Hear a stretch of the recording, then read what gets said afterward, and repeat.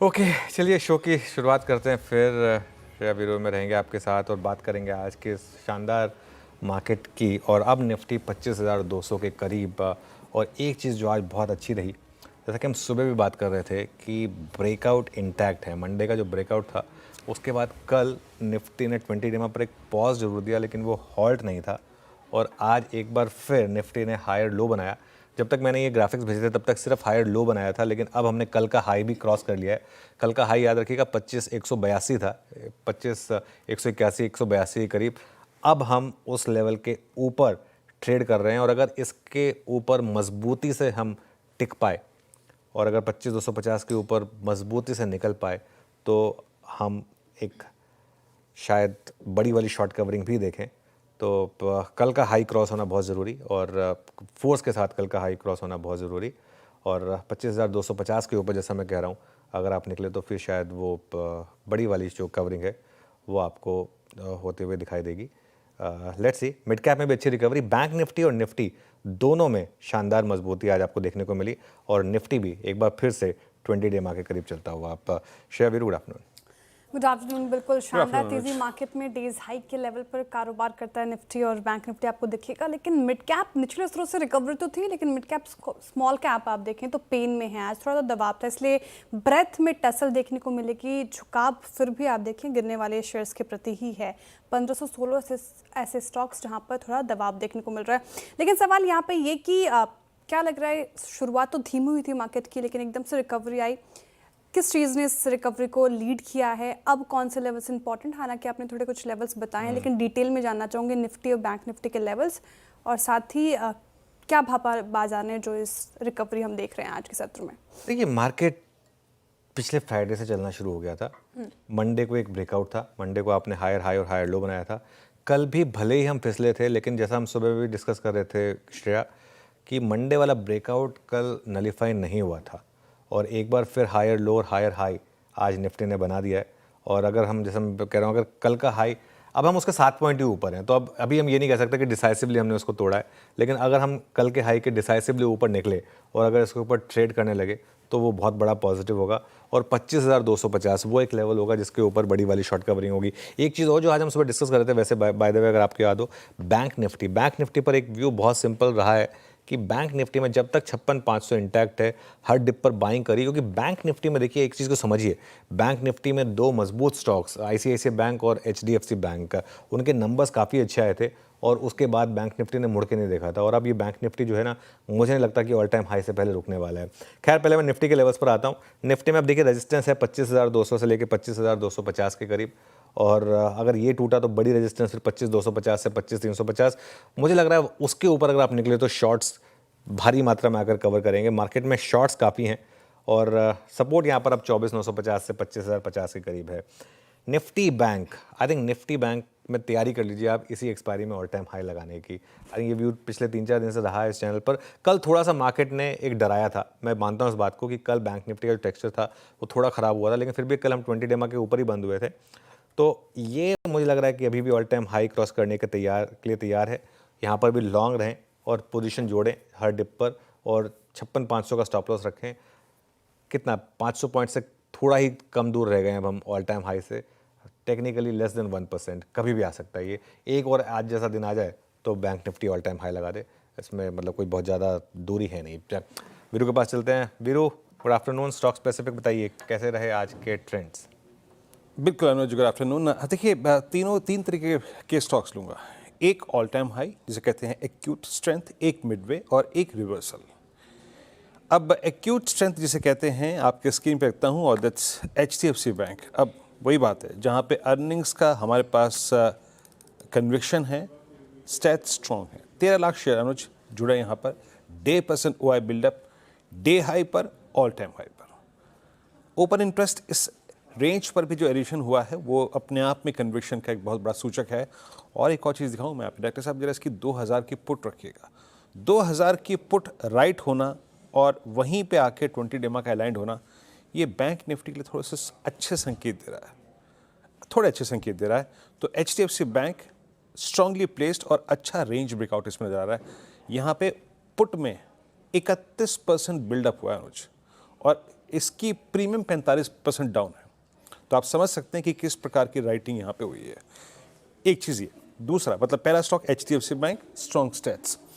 Midway में delivery आपकी screen पे आएगा 1.5% ऊपर, ऑल टाइम हाई तो नहीं बट मिडवे में इसको इसलिए कह रहा हूँ क्योंकि अब ये अपना अक्टूबर 1, 2024 के स्विंग हाई को काटने की तैयारी करता हुआ, उस 1 अक्टूबर और उस 22 अगस्त के बीच में एक फ्लैग का फेलियर था, यानी फ्लैग पैटर्न का एक ब्रेकआउट होता लेकिन वो सक्सीड नहीं हो पाया, कोलैप्स हो गया स्टॉक। लेकिन अब ये उस प्राइस को पार करता हुआ with super strong buildup, 7 lakh share जुड़े हैं, बहुत ही शानदार प्लेसमेंट। और कुछ देर के लिए अगर मैं इसको वीकली पे कन्वर्ट करूं तो now delivery is above all moving averages on weekly charts. तो एक हो गया सुपर स्ट्रॉन्ग, एक हो गया मिडवे, और तीसरा है सिंजन 1.25% ऊपर। फार्मा स्पेस में इस स्टॉक ने इस हफ्ते अपनी जर्नी स्टार्ट की थी 20 वीक एक्सपोनेंशियल मूविंग एवरेज के ऊपर, डेली पर सेकेंड कंसेक्यूटिव सेशन ऑन 100 डेमा, अबव 100 डेमा। और जरा आप इसका बिल्डअप देखिए अनुज, बहुत ही शानदार, 9.35 लाख शेयर्स और करीब 9% का बिल्डअप। तो 3 स्टॉक्स जो मेरे को इंप्रेस कर रहे हैं वो है HDFC बैंक, डिलीवरी और साथ ही साथ आपका ये सिंजन। अनुज, आज बैंक निफ्टी में एक सिंक आया हल्का सा टुवर्ड्स 1020, लेकिन फिर रिकवरी। मैं HDFC बैंक को इसीलिए इस चर्चा में शामिल करना चाह रहा था। ये दो अगर पिलर्स स्ट्रॉन्ग रहे तो ऑल टाइम हाई की पॉसिबिलिटी कितनी होगी, और इन दैट केस अनुज वो PSUs पे जो शॉर्ट बन रहा है, क्या वो कवरिंग का ट्रिगर भी हमारे पास रहेगा कुछ दिनों में?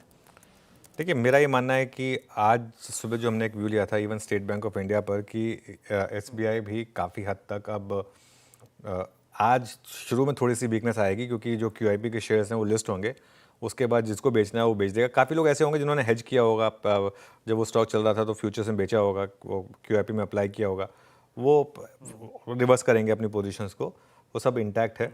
तो आई थिंक मेरा ये सेंस है कि जो आज का लो है ना SBI में, बस ये एक बहुत क्रूशल लो है और बहुत अच्छा रिस्क रिवॉर्ड दे रहा है आपको।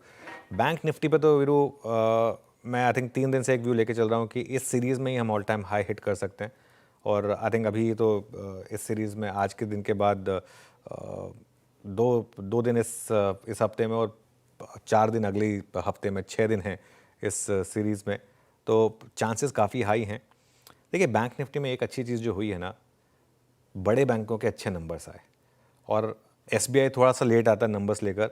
एक आध PSU बैंकों के नंबर थोड़े कमज़ोर रहे, लेकिन अगर SBI के नंबर अच्छे निकले तो वो बस फिर एक missing piece in the puzzle है, वो आई थिंक जुड़ जाएगा। क्योंकि देखिए, HDFC bank all time high पर है, ICICI bank all time high पर है, कोटक मोर और लेस ऑल टाइम हाई पर है, एक्सिस के अपने दिखते हैं, इस वजह से एक्सिस सिर्फ एक इकलौता स्टॉक रहा है जो थोड़ा सा इस रैली में पार्टिसिपेट नहीं कर पाया, लेकिन एक्स ऑफ दैट बाकी सारे स्टॉक स्ट्रॉन्ग रहे हैं। बस एक SBI मिसिंग पीस है, बस वो जुड़ जाए तो बैंक निफ्टी में भी ऑल टाइम हाई की तरफ का रास्ता खुलेगा।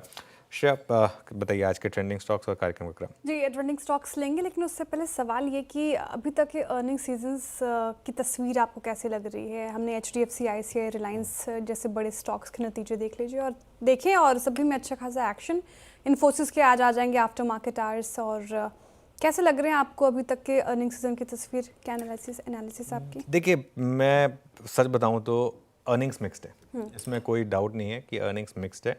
और मिड कैप्स में अर्निंग्स बेटर रही हैं। आप देखिए डिलीवरी बोल रहा हूँ, ये पेटीएम से पहले इटर्नल खैर वैसे अब निफ्टी का स्टॉक है, लेकिन in general mid cap earnings better रही हैं। निफ्टी में अब तक IT की अर्निंग से थोड़ा डिसअपॉइंटमेंट रहा है, लेकिन बैंकों की अर्निंग्स अच्छी रही हैं। आई थिंक जो 2 सेक्टर्स जिसमें अब अर्निंग सबसे इंपॉर्टेंट होंगी वो होंगी FMCG और ऑटो। बेसिकली जो कंजम्पशन बास्केट जिसको हम लूजली कहते हैं, कंजम्पशन बास्केट, उस पर नज़र रखिए।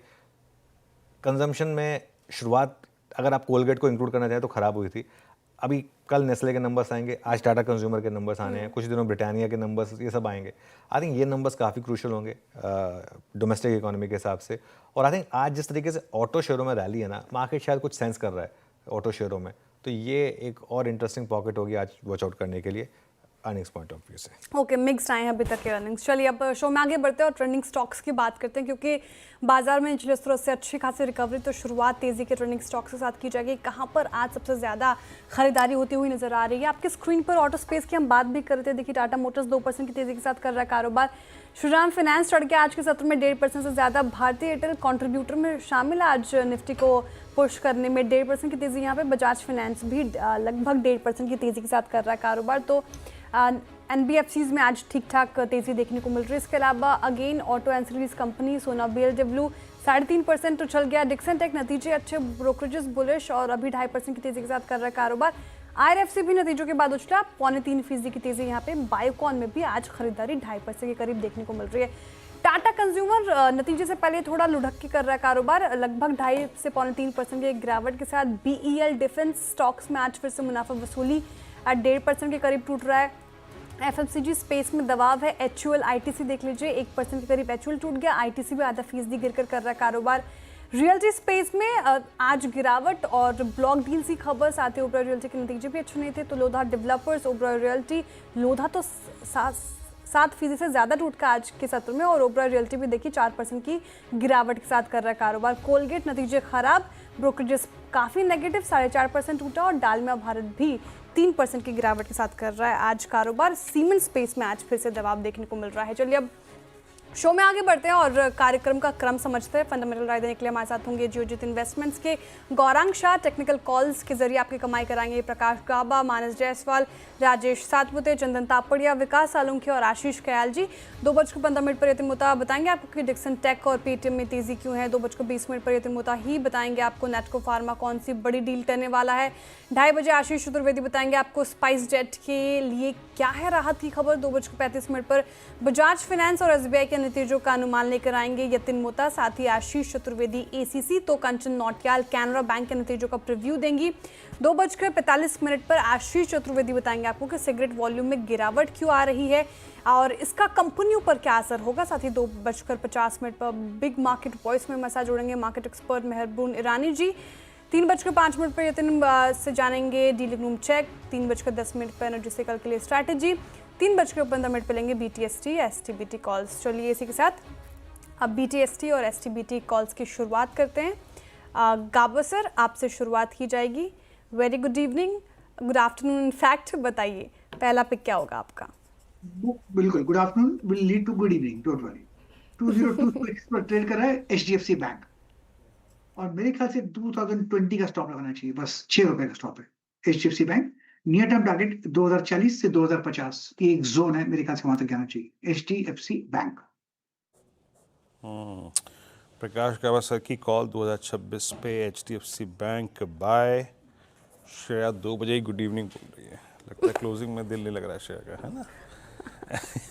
एनीवे और मैंने इसके साथ BTST STBT भी बोल दिया, जबकि टॉप ट्रेड्स के साथ शुरुआत होगी, तो मेरा एकदम मैं क्लोजिंग की तरफ ही बढ़ रही हूँ आज वीरेंद्र जी, ऐसा लग रहा है। ठीक है श्रेया, कोई बात नहीं, 3 दिन हफ्ते में पूरे हो गए, 2 दिन और बाकी हैं, है ना?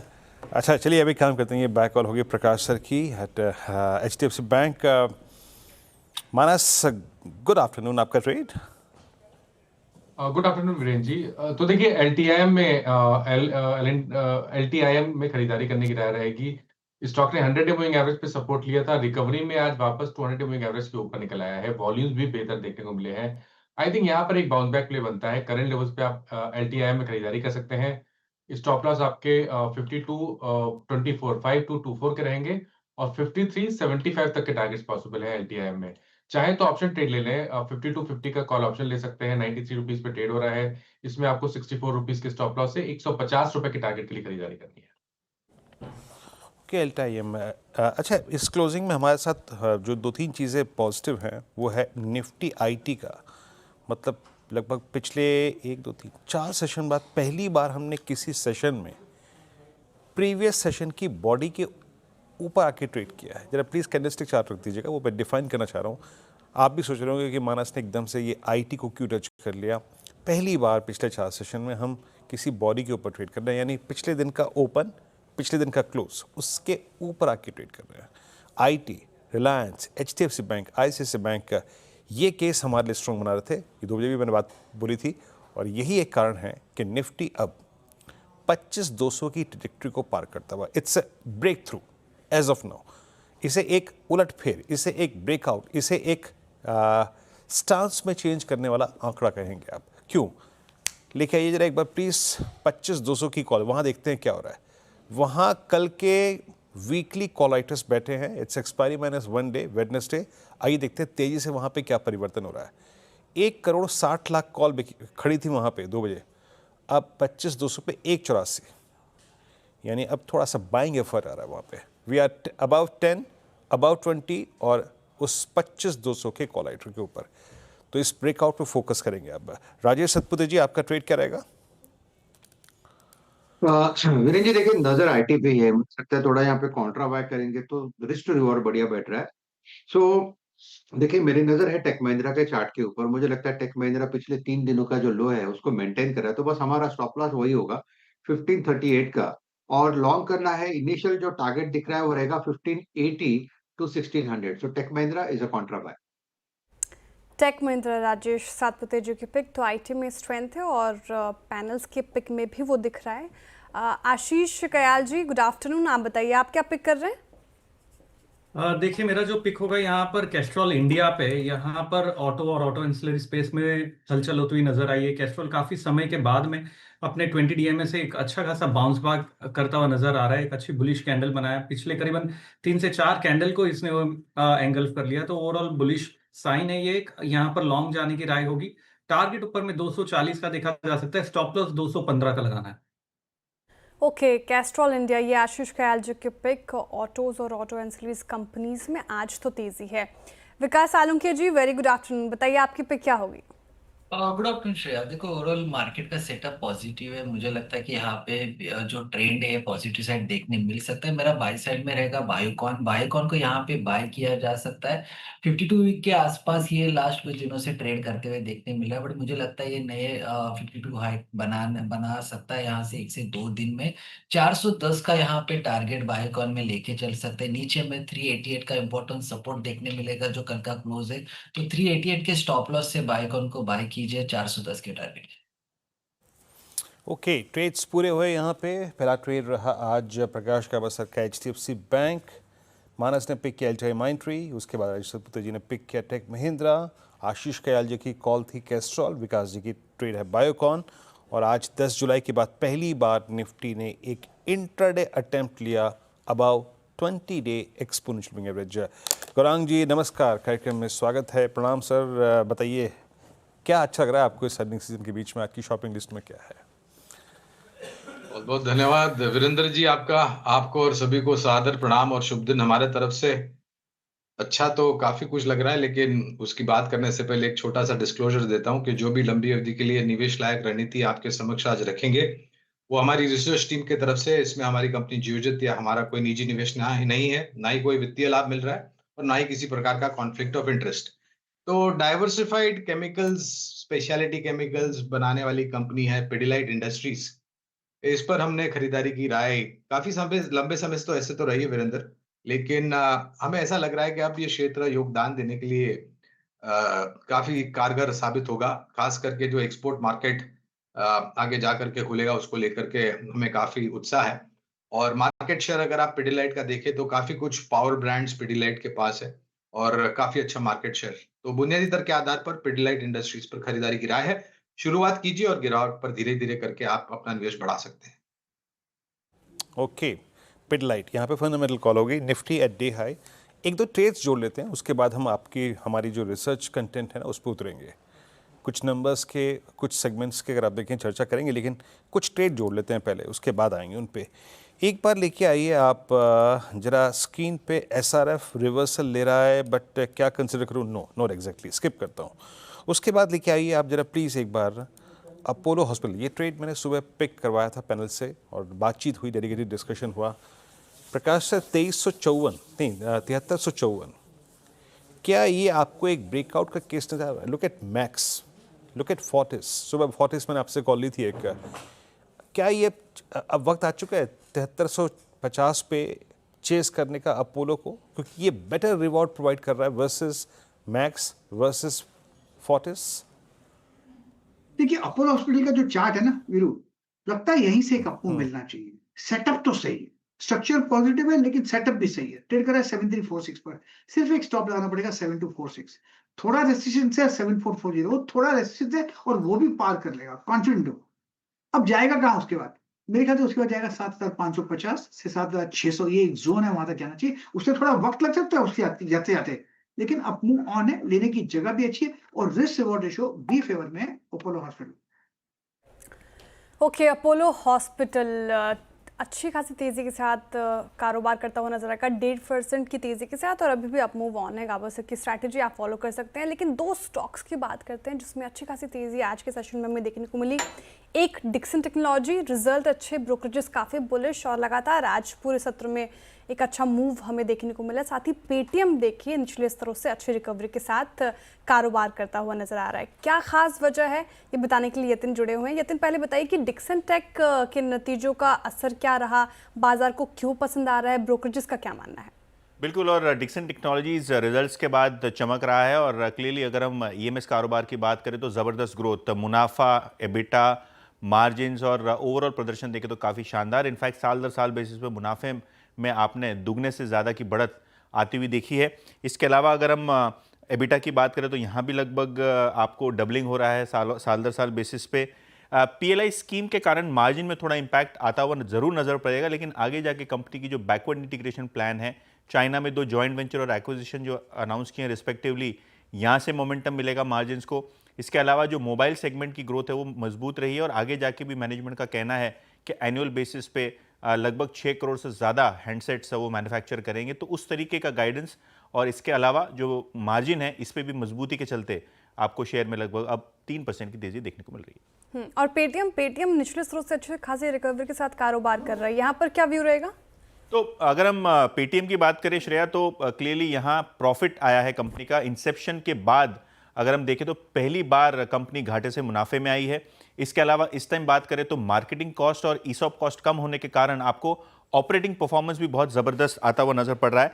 इनफैक्ट अगर हम पेटीएम की बात करें तो उनका गाइडेंस है कि 2 से 3 सालों में वो 15 से 20% एबिटा मार्जिन टारगेट कर रहे हैं और एमडीआर आया नहीं, उसके बावजूद जो पेमेंट्स कारोबार है यहाँ मुनाफा बना रहेगा। आगे जाके अगर हम बात करें तो कहीं ना कहीं कॉस्ट कंट्रोल के जरिए प्रॉफिटेबिलिटी बढ़ेगी, ऐसा मैनेजमेंट का गाइडेंस है। ब्रोकरेजेस की बात करें तो जेफरीज की यहाँ खरीदारी की सलाह है, 1250 का टारगेट है। सिटी की खरीदारी की सलाह है, 1215 रुपये का टारगेट है। और कहीं ना कहीं बर्नस्टीन और यूबीएस की बात करें तो इनका भी 1100 रुपये के आसपास का टारगेट देखने को मिल रहा है। और आज लोअर लेवल से इनिशियली प्रॉफिट टेकिंग के बाद स्टॉक स्टेबल दिखाई पड़ रहा है। शुक्रिया यतिन जी जानकारी के लिए। 1250 तक के टारगेट्स पेटीएम के लिए आ रहे हैं। वही डिक्सन टेक्नोलॉजीज की बात करें तो 21,000 से ज़्यादा के टारगेट्स डिक्सन के ऊपर ब्रोकरेजेस बेट लगा रहे हैं। शानदार रैली दोनों ही स्टॉक्स में। गौरांग जी, मुझे याद है कि डिक्सन पे मैंने काफ़ी दफ़ा आपसे पूछा है और हमारी चर्चा भी हुई है। पेटीएम पर मैं आपसे राय जानना चाहूँगी। पहली बार घाटे से मुनाफे में आई कंपनी और स्ट्रीट ने रिवॉर्ड किया, शानदार तेज़ी। यहाँ पे क्या व्यू रहेगा? क्या आपको लगता है कि आने वाले कुछ महीनों में, क्वार्टर्स में पेटीएम ऐसे ही प्रदर्शन दिखा सकता है? पोटेंशियल लग रहा है? तो श्रेया जी देखिए, पोटेंशियल तो इसका काफी अच्छा लग रहा था, लेकिन दिक्कत ये थी कि इतिहास बनाया था इसने। लिस्टिंग हुई, शेयर जो दिए गए वो दाम थोड़े ऊपर थे, फिर ये गिर के मेरे ख्याल से करीबन कुछ पाबंदी भी आरबीआई के तरफ से लगाई गई। 400 के नीचे फिसला सा, 350 के आसपास थोड़ा संभला और फिर ऊपर के तरफ के दायरे। तो हमें ऐसा लग रहा है, और ये जो नतीजे घोषित किए हैं पीबी फिनटेक या फिर पेटीएम ने, ये एक चीज दर्शाता है कि जो नकारात्मक परिस्थिति थी वो अब इतिहास हो चुकी है और आने वाले भविष्य में जिस तरीके से टिप्पणी कर रहे हैं मैनेजमेंट, सकारात्मक नजरिया उभर करके आता है। और ये भी वास्तविकता है कि ये एक बहुत बड़ा पेमेंट इंटरफेस प्लेटफॉर्म है पेटीएम। और हमारी राय यहाँ पर बने रहने की, अगर आपका निवेश लंबी अवधि का है तो मेरे ख्याल से जल्दबाजी करके निकलने का प्रयास नहीं करना चाहिए। यहाँ से आसार और सुधरते हुए नजर आते हैं अगर नजरिया लंबी अवधि का है तो। जी, आसार और सुधरते हुए नजर आते हैं अगर नजरिया लंबा है आपका तो। ये श्रेया हमारे पड़ोसी भी हैं। पड़ोसी भी क्या है, मतलब इसी बिल्डिंग में इनका भी कार्यालय है। हाँ, तो आप पड़ोसी कह सकती हैं। पेटीएम और 2 लिस्टेड और कंपनियां यहाँ पर, पेटीएम और एक जुबिलेंट फूड्स, हाँ, स्काई मार्क में। खैर चलिए अब कुछ दुविधापूर्ण स्टॉक्स की बात करते हैं जहां पे अर्निंग्स का डिसअपॉइंटमेंट था। देखिए आज अदर देन रियल स्टेट अगर आप कोलैप्स होने वाले स्टॉक्स को देखें तो इसमें कंप्लीट कोलैप्स है कोलगेट में। अगर आप कोलगेट में निवेशित हैं, अगर आप कोलगेट पे कोई पोजीशन होल्ड करते हैं तो थोड़ा सचेत होने का वक्त है, क्योंकि नंबर्स के बाद एंड मोस्ट स्पेशली जो अगले क्वार्टर्स के लिए कंपनी ने कमेंट्री दी है, ये स्टॉक अब दिसंबर 2023 के बाद अब तक के सबसे निचले लेवल्स पे। मानस जी कभी कभी आपको थोड़ी सी अपनी डिलीवरी पोजीशन पे भी रिस्क कम करना पड़ता है। मैं ये नहीं कह रहा हूँ कि आप पूरी होल्डिंग काट लेंगे, just one I think 1 quarter numbers और 1 क्वार्टर आउटलुक, बट फिर भी थोड़ा रिस्क रिड्यूस करना चाहिए क्योंकि ये बड़ा ब्रेकडाउन है। वीकली पे ट्रांसलेट करूँ तो ये प्राइस 2283 जो मैं लिख के भी लेके आया था, 2283 एग्जैक्टली इसका 200 वीक एक्सपोनेंशियल मूविंग एवरेज है। अब मैं एक बात बताता हूँ आपको, अपने करियर में कोलगेट ने कभी भी 200 वेमा नहीं तोड़ा। जस्ट एक बार वो स्विंग था मेरे ख्याल से अप्रैल 3 का, वो कोविड स्विंग, उसके सिवा कभी नहीं तोड़ा। ये प्राइस 2282 200 वीक एक्सपोनेंशियल एवरेज जिसके पास है वो क्या करे? थोड़ी बॉटम फिशिंग या फिर थोड़ा रिस्क रिड्यूस करे? कैसे हैंडल करना चाहिए इस प्राइस को? देखिए 2004 से 200 वीक मूविंग एवरेज ब्रीच नहीं हुए हैं, उसके नीचे कंफर्टेबली ट्रेड नहीं किया है कोलगेट ने। एक दो बार गया है लेकिन वहां पर बाइंग इंटरेस्ट देखने को मिला है। अब अगर इस प्राइस पे एक डिसीजन लेना हो तो पहली चीज खरीदारी नहीं करनी है क्योंकि पैटर्न नेगेटिव है। तो जब तक यहाँ पर बाइंग इंटरेस्ट देखने को ना मिले तब तक यहाँ पर खरीदारी नहीं करनी है। आपके पास लॉन्ग पोजीशन है तो क्या करना है, तो मेरे हिसाब से 2200 रुपए का स्टॉप लॉस लगाना है। अगर 2200 रुपए के नीचे जाएगा तो डेफिनेटली आपको निकलना पड़ेगा, क्योंकि ऐसा नहीं है कि अगर 2004 से ब्रेक नहीं किया तो इस बार नहीं करेगा। तो 2200 रुपए के स्टॉप लॉस से आप पोजीशन को होल्ड कर सकते हैं, लेकिन अप्रोच कॉशियस रहेगी। इस गिरावट पे खरीदारी नहीं करेंगे और खरीदारी करने के लिए कम से कम 2600 रुपए के लेवल्स को ब्रीच करने का इंतजार करेंगे। 2600 के लेवल जब तक ब्रीच नहीं होता तब तक कोलगेट में खरीदारी की राय नहीं है। काफ़ी वीक काउंटर है आज का और रिजल्ट्स भी काफ़ी ख़राब। गौरांग जी मैं आपसे जानना चाह रही थी, कोलगेट देखें वॉल्यूम में गिरावट, एबिटा में गिरावट, मार्जिन पर दबाव, ऐसा क्या हो गया इस पर्टिकुलर काउंटर में? आपकी एनालिसिस क्या कहती है, कहाँ गलत जा रहा है कोलगेट? देखिए गलत सही की परिभाषा समय सीमा पर निर्धारित होती है श्रेया जी। अब ये वास्तविकता तो हम सब जानते हैं कि एफएमसीजी क्षेत्र को लेकर के जिस प्रकार से मांग को लेकर के जो बिक्री के आंकड़े में जिसे हम वॉल्यूम ग्रोथ कहते हैं उसमें सहारा मिलना था, उस प्रकार का सहारा नहीं मिला है। लेकिन वास्तविकता ये भी कहती है कि जो भी कुछ टैक्स में माननीय वित्त मंत्री जी ने बजट में किया है 12,75,000, अगर आपकी आय है तो आपको कोई टैक्स नहीं भरना है, पहली बात। दूसरी बात, अच्छी बारिश को लेकर के जो ग्रामीण और मध्यम ग्रामीण क्षेत्र से मांग आएगी वो सहारा मिलेगा। तीसरी बात, जमीनी स्तर पर इसका सकारात्मक असर देखने के लिए थोड़ा समय आपको देना पड़ेगा। हमारा आकलन अनुमान ये कहता है कि इस साल के अक्टूबर, नवंबर, दिसंबर में ये आपको जमीनी स्तर पर जिसे हम ग्रीन शूट्स कहते हैं वो आना दिखाई देगा। जहां तक कोलगेट की बात है तो अनिवार्य होगा डिस्क्लोजर देना कि हमारी रिसर्च टीम के तरीके से तरफ से खरीदारी अक्यूमुलेट करने की बात हो रही है।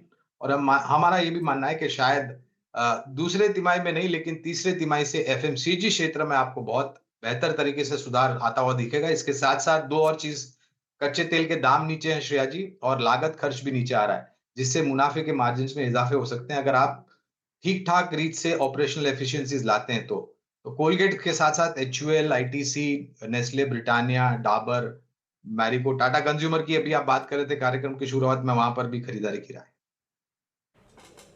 अच्छा गौरांग जी, आप टूथपेस्ट कौन सा इस्तेमाल करते हैं?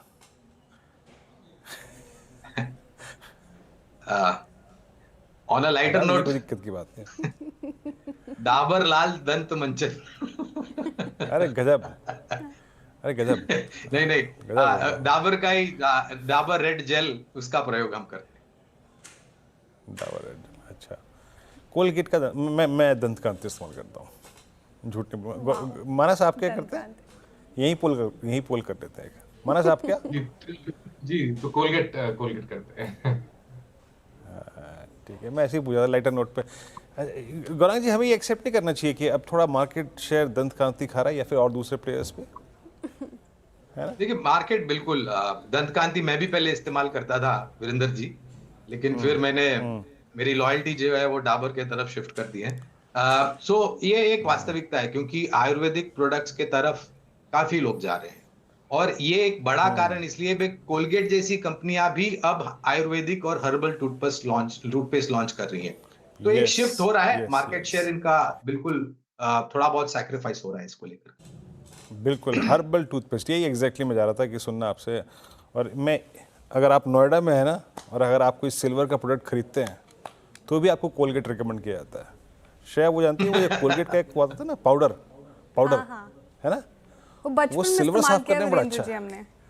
हाँ, वो जब सिल्वर गाँव चांदी जाते साफ तो करने वो- बड़ा वो क्लीन करता है ना।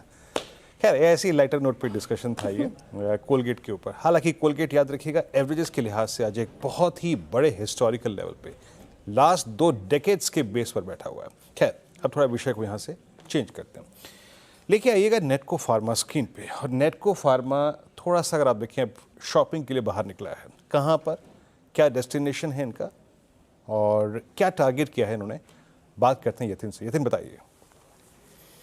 नमस्कार वीरू। और देखिए, अगर हम बात करें नेटको फार्मा की तो एक बड़ा अधिग्रहण का अनाउंसमेंट आ सकता है किसी भी वक्त। और हमको सूत्र ये जानकारी दे रहे हैं कि साउथ अफ्रीका में एडकॉक होल्डिंग करके जो कंपनी है जो ओवर द काउंटर और जेनेरिक्स दवाएं बनाती है, उन जिनके 3 प्लांट है साउथ अफ्रीका में, 2 प्लांट इंडिया में है जॉइंट वेंचर के अंदर, उनके अंदर जो मेजॉरिटी स्टेक है उसके लिए बहुत जल्द बोर्ड के समक्ष प्रपोजल दिया जाएगा। और अगर हम एडकॉक की बात करें तो इन्होंने जोहान्सबर्ग स्टॉक एक्सचेंज पे ऑलरेडी इंटीमेशन दिया है कि कोई बड़ा ट्रांजैक्शन बोर्ड के समक्ष है और वो प्राइस सेंसिटिव है, जिसके कारण इन्वेस्टर्स को अलर्ट किया जा रहा है। तो ऑब्वियसली उन्होंने डील की डिटेल्स नहीं दिए, लेकिन हमारे सूत्र हमको ये बता रहे हैं कि एडकॉक का एक्विजिशन नेटको किसी भी वक्त कंसिडर कर सकता है या मेजॉरिटी स्टेक वो खरीद सकता है। और अगर हम एडकॉक की बात करें तो आज जोहान्सबर्ग के स्टॉक एक्सचेंज पे स्टॉक में 10% का मोमेंटम है। करंट पी लगभग 10 के आसपास का है और 4,500 से 5,000 करोड़ रुपए के बीच में एडकॉक का मार्केट कैपिटलाइजेशन। अभी कितना हिस्सा किस वैल्यूएशन पर नेटको खरीदेगी वो अभी तक क्लियर नहीं है, लेकिन हाँ, ये एडकॉक होल्डिंग का अनाउंसमेंट बहुत जल्द आना चाहिए अगर दोनों ही के कंपनीज के बोर्ड इसको अप्रूव कर लेते हैं। पर्टिकुलरली नेटको की बात करें तो वैल्यूएशन के लिहाज से आकर्षक लग रहा है एक्विजिशन, और कंपनी के बैलेंस शीट पे कैश भी है जो इस टाइप की इनऑर्गेनिक ग्रोथ सपोर्ट कर सकती है। तो देखते हैं किस तरीके से ये डील शेपअप होती है। नेटको को जब हमने ईमेल किया तो कोई भी प्रतिक्रिया अब उनकी तरफ से नहीं आई है, तो उनका जो कमेंट है वो इस स्टोरी पे अवेटेड है।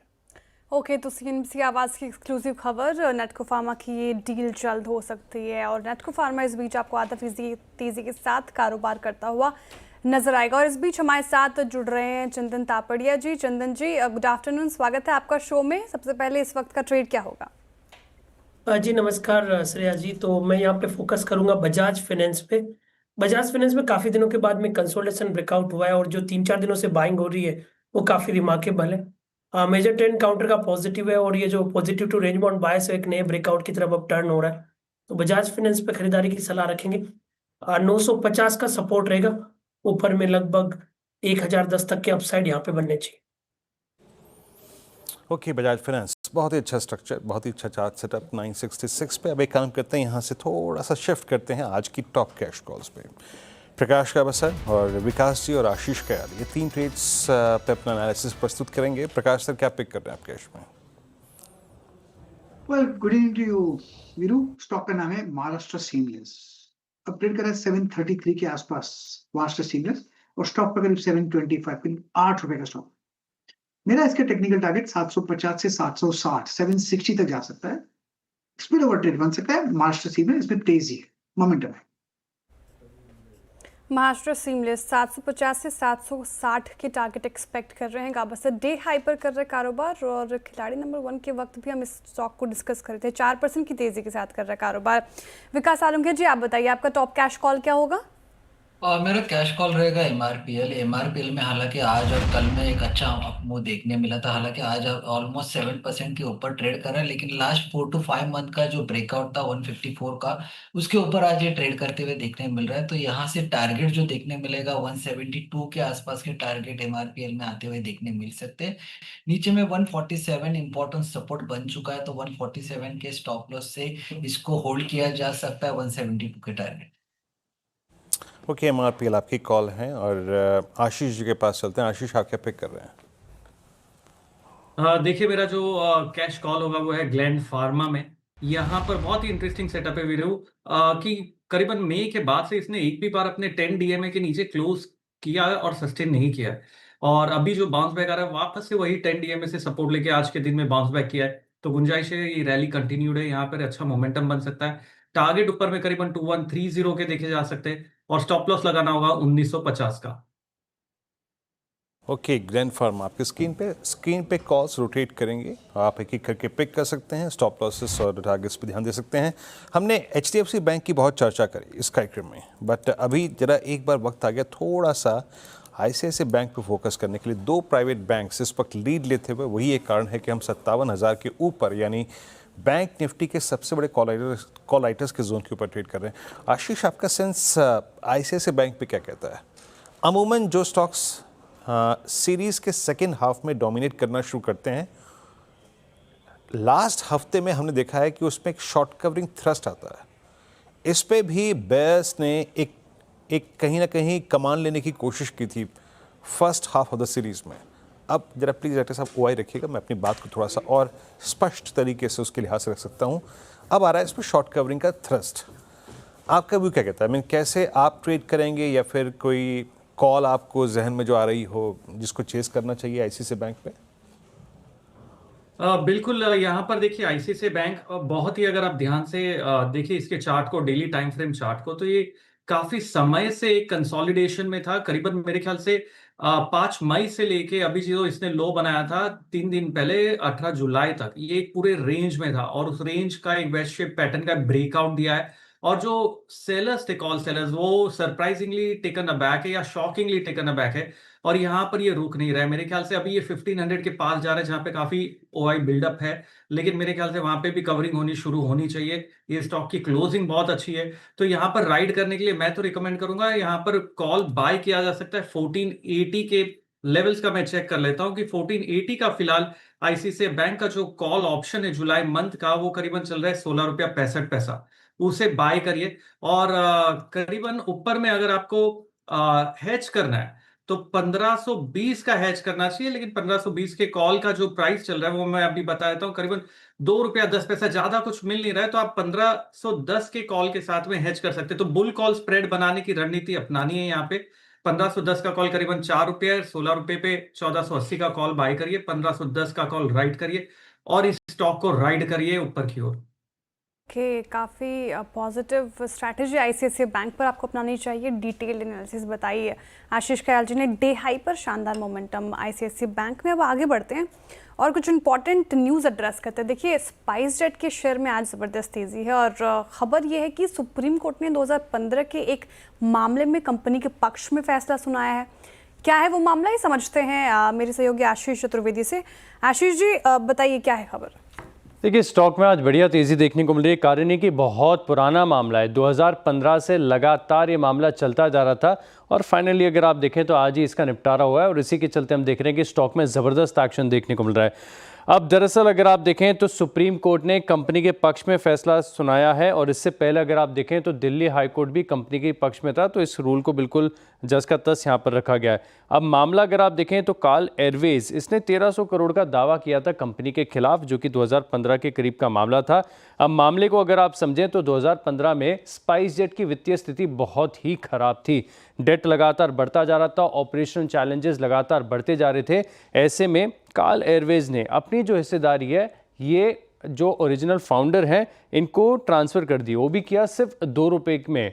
लेकिन बाद में ऐसा दावा किया कि इसके बदले में उन्हें कुछ कन्वर्टेबल वारंट्स भी चाहिए थे और प्रेफरेंशियल शेयर भी चाहिए थे। अपनी पूरी कंट्रोलिंग स्टेक 58.46% हिस्सेदारी जो है वो ट्रांसफ़र कर दी गई थी और इसी के चलते अगर आप देखें तो लगातार मामला चलता जा रहा था, क्योंकि काल एयरवेज ये कह रहा था कि जो प्रेफरेंशियल शेयर इन्हें मिलने थे, जो कन्वर्टेबल वारंट्स इन्हें मिलने थे, इन्हें मिलने ही नहीं। इसी के चलते अगर आप देखें तो लगातार लिटिगेशंस यहाँ पर फिलहाल देखने को मिले थे। लेकिन क्योंकि कंपनी की जो स्पाइसजेट की मैं बात कर रहा हूँ, वित्तीय स्थिति थोड़ी सी चैलेंजिंग है, हालांकि अभी थोड़ी से कैपिटल इन्फ्यूजन के बाद थोड़ी सी स्थिति बेहतर हुई है, लेकिन डेट लगातार अभी भी काफ़ी ज़्यादा बना हुआ है। 4214 करोड़ के आसपास का डेट अभी फिलहाल बना हुआ है। लेकिन ऐसे में ये 1300 करोड़ जो इनके बच गए, इसके चलते अगर आप देखें तो मार्केट चीयर कर रहा है और स्टॉक है फिलहाल 5% ऊपर। ओके, मार्केट शेयर कर रहा है, स्टॉक में तेज़ी है लेकिन फाइनेंशियल क्राइसिस से अब भी जूझती ही नज़र आ रही है स्पाइसजेट। शुक्रिया आशीष जानकारी के लिए। गौरांग जी, एविएशन स्पेस की हम लगातार बात करते रहते हैं और स्पेस में इंटरग्लोब एविएशन टॉप पर, हालांकि आज थोड़ी दिक्कत नज़र आ रही है, इस पर्टिकुलर काउंटर में थोड़ी मुनाफा वसूली है। लेकिन पहला सवाल ये कि स्पाइसजेट की इस खबर को कैसे देख रहे हैं आप, और एविएशन एज ए स्पेस, क्या अभी भी बुलिश हैं आप इस स्पेस को लेकर? तो श्रेया जी देखिए, उड़ान क्षेत्र में काफी लंबे समय से ये भी कहना अनिवार्य होगा कि जब इंटरग्लोब एविएशन का आईपीओ आया था तब से लेकर के आज तक इंटरग्लोब एविएशन पर सकारात्मक नजरिया है, और हाल ही में हमने हमारे जो लक्ष्यांक है इंटरग्लोब एविएशन पे उसको ऊपर की तरफ साधे हैं, करीबन 6300 के पार के लक्ष्यांक है।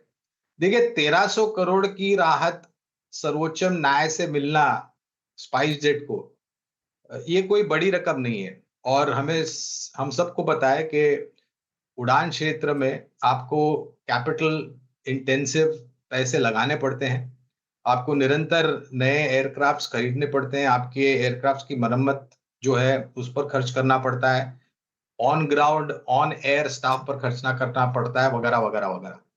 तो ऐसे तो विशेष रूप में स्पाइसजेट पर टिप्पणी नहीं करूंगा श्रेया जी, क्योंकि कवरेज नहीं है, लेकिन अगर आपको उड़ान क्षेत्र में ही निवेश करना है तो मेरे ख्याल से इंटरग्लोब एविएशन से ज्यादा सकारात्मक और मजबूत बैलेंस शीट वाली कंपनी आपको दूसरी दिखाई नहीं देगी। वाकई जब एविएशन की बात करते हैं साहब, हमने बिल्कुल सही कहा गौरांग ने, 1300 करोड़ रुपए की राहत कोई बहुत बड़ा विषय नहीं है, कोई बहुत बड़ा, अगर आप देखें कोई ट्रिगर नहीं हो सकता, और स्पेस में आपको बहुत एहतियात बरत करके आना पड़ता है। पर जहाँ तक इंडिगो की बात रही जनाब, क्या सफ़र रहा है स्टॉक का, क्या मतलब छोटे से 5 साल के अपने इस इक्विटी बाजार के कार्यकाल में क्या वेल्थ क्रिएट की इसने। खैर अभी काम करते हैं टॉप कैश कॉल्स को, यहाँ पर नहीं, धमाकेदार ऑप्शंस को, वहाँ पे जरा विचार करते हैं, ट्रेड्स पिक करते हैं। पहला ट्रेड पैनल पूरा आएगा आपकी स्क्रीन पे धमाकेदार ऑप्शंस के लिए। चंदन, राजेश जी और मानस जी ये ट्रेड्स आज अपने हमारे साथ शेयर करेंगे। चंदन, क्या पिक कर रहे हैं आप?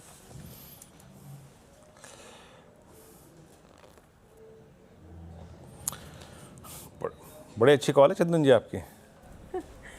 जनता ने सुन लिया। बिल्कुल, देखिए वीरू यहाँ पे, बिल्कुल वीरू, आई थिंक जनता ने सुनी, और मेरा पूरा फोकस टाटा केमिकल पे है, और टाटा केमिकल में काफी अच्छा ब्रेकआउट देखने को मिला है। लगभग 30 दिनों का कंसोलिडेशन ब्रेकआउट इस काउंटर में देखने को मिला है, और यहाँ पे मैं 970 की कॉल पे खरीदारी की सलाह दूंगा। इस ऑप्शन में काफी अच्छा बाइंग अट्रैक्शन भी कुछ दिनों में देखने को मिला है, तो टाटा केमिकल का 970 का कॉल खरीदारी की सलाह रहेगी। 19, 19.5 के आसपास का भाव चल रहा है, यहाँ पे आप 15 रुपए का स्टॉप लॉस लगा सकते हो, ऊपर में 28 रुपए के टारगेट के लिए। ओके, टाटा केमिकल 970 की कॉल। अब राजेश सातपते जी, आपने क्या चुना है धमाकेदार ऑप्शन के लिए? श्रेया देखिए, बजाज फाइनेंस का चार्ट देखिए, एक बहुत ही क्लीन ब्रेकआउट है। कल आज मुझे लगता है आज सुबह भी मैंने बजाज फाइनेंस रेकमेंड किया था ओपनिंग में, तो जिस तरह से ये पैटर्न बन रहा है मुझे लगता है इवेंचुअली 1000 टेस्ट करेगा, कम से कम 1000 टेस्ट करेगा। तो इसलिए बजाज फाइनेंस का 970 का कॉल ऑप्शन यानी एटीएम कॉल ऑप्शन करीबन 20 रुपए पे है, इसे बाय करे। स्टॉप लॉस होगा 14 का, 14 रुपए के आसपास का स्टॉप लॉस रखे, बाय करे। मुझे लगता है इसका स्विंग का टारगेट करीबन 32 से लेके 35 का बनेगा, तो it's a buy in Bajaj Finance 970 call. Okay, Bajaj Finance Rajesh ji के पिक। मानस जी, आपने क्या पिक किया हुआ है? देखिए आईसीआईसीआई बैंक के ऑप्शन में खरीदारी करनी है, एक फ्रेश ब्रेकआउट चार्ट पे ऑलरेडी हमने देख लिया है कल ही। आई थिंक आईसीआईसीआई बैंक का 1490 का कॉल ऑप्शन लिया जा सकता है, 10 रुपए के आसपास ये ऑप्शन ट्रेड हो रहा है। इसमें आपको 6 रुपए के स्टॉप लॉस से 20 रुपए के टारगेट के लिए खरीदारी करनी है। ओके, आईसीआईसीआई बैंक का कॉल ऑप्शन ये आपको पिक करने हैं, कि करके आपकी स्क्रीन पर आएगा। स्टॉप लॉस और साथ ही टारगेट आप ज़रूर जॉट डाउन कर लीजिए धमाकेदार ऑप्शन का। ये देखिए टाटा केमिकल चंदन तापड़े जी ने पिक किया, 28 का टारगेट, 15 का स्टॉप लॉस आपको मेंटेन करके चलना है। राजेश जी की पिक थी बजाज फाइनेंस, 32 से 35 तक के टारगेट एक्सपेक्ट कर रहे हैं, स्टॉप लॉस 14 का। इसके अलावा मानस जी का आईसीआईसीआई बैंक पिक 20 के टारगेट, स्टॉप लॉस 6 का मेंटेन करके चलना है। तो ये कुछ ट्रेड्स धमाकेदार ऑप्शन के लिए। कुछ और काउंटर्स जहाँ पर अच्छी तेज़ी थी और हम लगातार डिस्कस कर रहे हैं आज ऑटो और ऑटो एंसिलरीज कंपनियों में तेज़ी। सोना कॉम्स सुबह से ही तेज़, पर्टिकुलर काउंटर 3.5% से ज़्यादा की तेज़ी के साथ कर रहे कारोबार। इनफैक्ट आईआरएफसी अगर आप देखें, कल भी स्टॉक डिस्कस कर रही थी, आज सुबह भी मैं मानस जी के साथ डिस्कशन हो रहा था हमारा। आईआरएफसी 3.5% की तेज़ी के साथ रिजल्ट के बाद ये भी कारोबार करता हुआ नजर आया है। लेकिन राजेश सातपुते जी, आईआरएफसी देखें आप, पिछले 3 साल में मल्टी बैगर रिटर्न दिया है इसने, लेकिन वहाँ से काफ़ी ज़्यादा करेक्ट भी हुआ। अब इन लेवल्स पर क्या स्ट्रैटेजी IRFC में, क्या चार्ट्स थोड़ी भी स्ट्रेंथ नजर आ रही है इस पर्टिकुलर काउंटर में? श्रेय देखिए, IRFC का अगर आप डेली चार्ट देखते हैं तो कल IRFC में एक सीरियस ब्रेकडाउन था और आज एक सीरियस अप मूव है। अच्छा, हुआ यह है कि दोनों लेवल टेस्ट हो रहे हैं। 130 का लोअर लेवल का सपोर्ट था और आज 140 का हायर लेवल। तो ये 130 से 140 में अटका है। ना बुल डिसाइड कर पा रहे, ना बेयर डिसाइड कर पा रहे, तो ये बीच में अटक गया है बेचारा। तो देखिए, जब तक 130 का लेवल नहीं टूटेगा और आप कह सकते हैं कि 138 140 का क्लस्टर का ब्रेकआउट नहीं मिलेगा, तक इसमें क्लैरिटी नहीं आएगी। रादर मैं कहूंगा कि चांसेस है कि ये फिर से ऊपरी लेवल से प्रॉफिट बुकिंग आ जाए और 130 का लेवल टूट के एक प्रोबेबली 120 तक फिसले। तो काउंटर सेल ऑन राइज लग रहा है जब तक ये 138 140 के नीचे रहेगा। तो ये IRFC पे डिस्कशन हो, इसलिए ये भी काम करते हैं, 4 का चौका जो है उस क्रम को पूरा कर लेते हैं और 4 ट्रेड्स आपके स्क्रीन पे आएंगे। एक एक करके मैं जरा पैनल का नाम लिख देता हूँ। जिस सीक्वेंस में हम आज ट्रेड पिक करेंगे, महाराज जी सस्ता ऑप्शन पिक करेंगे। आज सुबह से ऑप्शंस की जिम्मेदारी इन्हीं की है, सस्ता ऑप्शन की। चंदन पिक करेंगे FNO सुपरस्टार, राजेश सतपति जी 4 का चमत्कार और गौरांग शाह जी पिक करेंगे आज मिड कैप फंडा। चलिए चलते हैं मानस के पास। मानस बताइए, आपका ऑप्शन ट्रेड क्या पिक कर रहे हैं आप, सस्ता ऑप्शन? तो देखिए, सस्ता ऑप्शन के लिए L&T फाइनेंस के ऑप्शन में खरीदारी करनी है। हायर टॉप हायर बॉटम्स के साथ एक फ्रेश ब्रेकआउट चार्ट पे देखने को मिला है। तो LTF का 215 वाला कॉल ऑप्शन ले सकते हैं। 3 रुपए पे ट्रेड हो रहा है। इसमें आपको 1 रुपए 50 पैसे के स्टॉप लॉस से खरीदारी करनी है और 6 रुपए के टारगेट सेट करने हैं। ओके, चलिए तो यहाँ पे हो गया L&T फाइनेंस की 215 की कॉल। अब चलते हैं आज का FNO सुपरस्टार। चंदन क्या पिक कर रहे हैं आप? बिल्कुल, देखिए FNO स्टार की बात करें तो मैं फोकस करूंगा यहाँ पे सेलेक्टिव। हमने यहाँ पे देखिए 2 काउंटर की तो ऑलरेडी बात कर चुके हैं, बजाज फाइनेंस और टाटा केमिकल। अब मैं यहाँ पे PSU बैंक्स की तरफ फोकस करूंगा विद द व्यू के वापस यहाँ पे बॉटम आउट अप्रोच बनने चाहिए, जिस हिसाब से आज रिकवरी नीचे के लेवल से देखने को मिल रही है। तो state bank of India SBI पे खरीदारी की सलाह रहेगी। मौजूदा लेवल से देखें तो 810 का सपोर्ट है, ऊपर में कहीं ना कहीं 840 तक के target state bank of India दिखाता हुआ नजर आना चाहिए। SBI पिक चंदन जी की FNO सुपरस्टार के लिए। बताइए आशीष ख्याल जी, आपका चार्ट का चमत्कार क्या होगा? देखिए यहाँ पर अगर मैं कोई कॉल पिक करना चाहूँगा तो यहाँ पर जो बाइंग मिल रही है वो टाटा मोटर में बहुत ही ज़बरदस्त ट्रेंड इमर्ज होता हुआ नज़र आ रहा है। मतलब बहुत समय के बाद में स्टॉक में एक अच्छी सी हलचल होती नज़र आ रही है। तो यहाँ पर गुंजाइश है कि अच्छा रुझान मिल सकता है। ऊपर में जो टारगेट निकल कर आते हैं करीबन वो 720 का टारगेट आता है और नीचे में जो स्टॉप लॉस लगाना होगा आपको वो करीबन 675 का लगाना होगा। बिल्कुल, टाटा मोटर्स में बहुत दिनों बाद आज तेजी देखने को मिल रही है। 2.5% की तेजी के साथ कर रहा है डे हाई के आसपास कारोबार 690 के लेवल पर। गौरांग जी बताइए आपका मिड कैप फंडा। श्रेया जी, सीमेंट क्षेत्र पर नजर गई है आज और यहाँ पर एक छोटी मझौली कंपनी है रैमको सीमेंट। हालांकि सीमेंट को लेकर के पिछले कुछ दिनों में काफी कुछ सकारात्मक आसार और खबरें नजर आ रही है और अनुमान यही कहता है कि आने वाले दिनों में सीमेंट की खपत को लेकर के आपको बहुत ऊपर के तरफ के आंकड़े देखने मिलेंगे और सीमेंट के बोरियों के दाम में भी शायद अनुमान लगा रहा जा रहा है कि ऊपर के तरफ के दाम दिखेंगे। तो रैमको सीमेंट पर बुनियादी तर्क के आधार पर खरीदारी की राय है लंबी अवधि के लिए। शुरुआत कीजिए और गिरावट पर जोड़ते जाएं। ओके, रैमको सीमेंट्स आपका पसंदीदा कॉल। टेक्निकली और in terms of derivative placement ये सबसे स्ट्रॉन्ग स्पेस है कल तक के स्टैट्स में, along with new age stocks. L&T Finance Manas ji के इस ऑप्शन ट्रेड से हमने शुरुआत की थी। 215 की स्ट्राइक, 6 रुपए के लक्ष्य के लिए आपको खरीदने 315 पे। उसके बाद चंदन जी का ट्रेड आया FNO सुपरस्टार, उनका विकल्प था आज SBI फ्यूचर्स। और बात करते करते PSU बैंक्स में बड़ा टर्न आया है, यू टर्न। और यू टर्न इसलिए महत्वपूर्ण है क्योंकि वहाँ शॉर्ट्स काफ़ी हैं। टाटा मोटर्स या आशीष ख्याल जी की कॉल रही 720 के लक्ष्य के लिए और गौरांग जी ने अभी अभी यहाँ पर रैमको सीमेंट्स को पिक किया। आपकी स्क्रीन पे लेके आऊँगा एक बार जरा निफ्टी PSU बैंक इंडेक्स। और निफ्टी PSU बैंक इंडेक्स ने आज एग्जैक्टली अपने 50 डे मार्क को टच करके पुल बैक दिया। यही प्रश्न मैं सुबह मानस से कर रहा था और यही लेवल था 19 जून का लो, यही लेवल है आज का लो। एग्जैक्ट डॉट पिन पॉइंट जिसे कहते हैं एक्यूरेसी, 50 डे मार्क को टच किया। अब SBI एक थ्रस्ट जनरेट कर रहा है। SBI अब डे हाई पर आके ट्रेड करता हुआ इट्स 823.6 और हम सारे एवरेज के ऊपर एक हल्का सा टेक ले लेते हैं क्योंकि ये चंदन की कॉल से भी था। चंदन, अगर ये पुल बैक आया तो मतलब 840 को रीगेन करने की पॉसिबिलिटी है क्या? बिल्कुल पॉसिबल है और मेरे हिसाब से वीरू या तो आज क्लोज या फिर कल सुबह ये लेवल देखने को मिलेगा। काफी अच्छा कन्विक्शन यहाँ पे बन रहा है, जिस हिसाब से 3-4 दिन के डिक्लाइन के बाद में यहाँ पे रिकवरी हुई है। और मेरे हिसाब से यहाँ पे जो मूवमेंट हुआ है उसमें कवरिंग के साथ में लॉन्ग के बिल्टअप भी देखने को मिल रहे हैं, और मैं ऑब्जर्व कर रहा हूँ कि पुट राइटिंग भी यहाँ पे देखने को मिल रही है। तो बिल्कुल 840 तक के मोमेंटम यहाँ पे एसबीआई में बनने चाहिए। यहाँ पे किसी को ऑप्शंस में भी ट्रेड लेना है तो वो अपॉर्चुनिटी भी ढूंढी जा सकती है। मैं एसबीआई का 830 का कॉल देख रहा हूँ, लगभग 5 से 6 रुपए के बीच में ले, 3 रुपए का स्टॉप लॉस से लगभग 9 से 10 तक के टारगेट यहाँ पे बन सकते हैं। ओके, एसबीआई बिल्कुल डे हाई पर 1% की तेजी के साथ कर रहा है कारोबार। ये स्ट्रैटेजी आप अपनाएं। चलिए अब रिजल्ट्स की ओर बढ़ते हैं। कल निफ्टी में बजाज फाइनेंस समेत 3 कंपनी के नतीजे आएंगे। वायदा से बात करें तो कैनरा बैंक, एसीसी समेत 13 कंपनी के नतीजे आएंगे। और नतीजों का अनुमान बताने के लिए हमारे साथ हैं यतिन मोथा, आशीष चतुर्वेदी और कंचन नौटियाल। पहले यतिन जी आपके पास आना चाहूंगी, बजाज फाइनेंस के नतीजों से क्या एक्सपेक्ट कर रहा है स्ट्रीट? तो इस बार काफ़ी स्टेबल क्वार्टर रहेगा बजाज फाइनेंस के लिए। देखिए कंपनी ऑलरेडी अपना क्वार्टरली अपडेट महीने के और क्वार्टर के शुरुआत में दे देती है, तो कहीं ना कहीं अगर हम बात करें तो AUM ग्रोथ लगभग 25% के आसपास साल दर साल बेसिस पे देखा जाएगा, जो कि सिक्वेंशली 6% की बढ़त देखने को मिल रही है।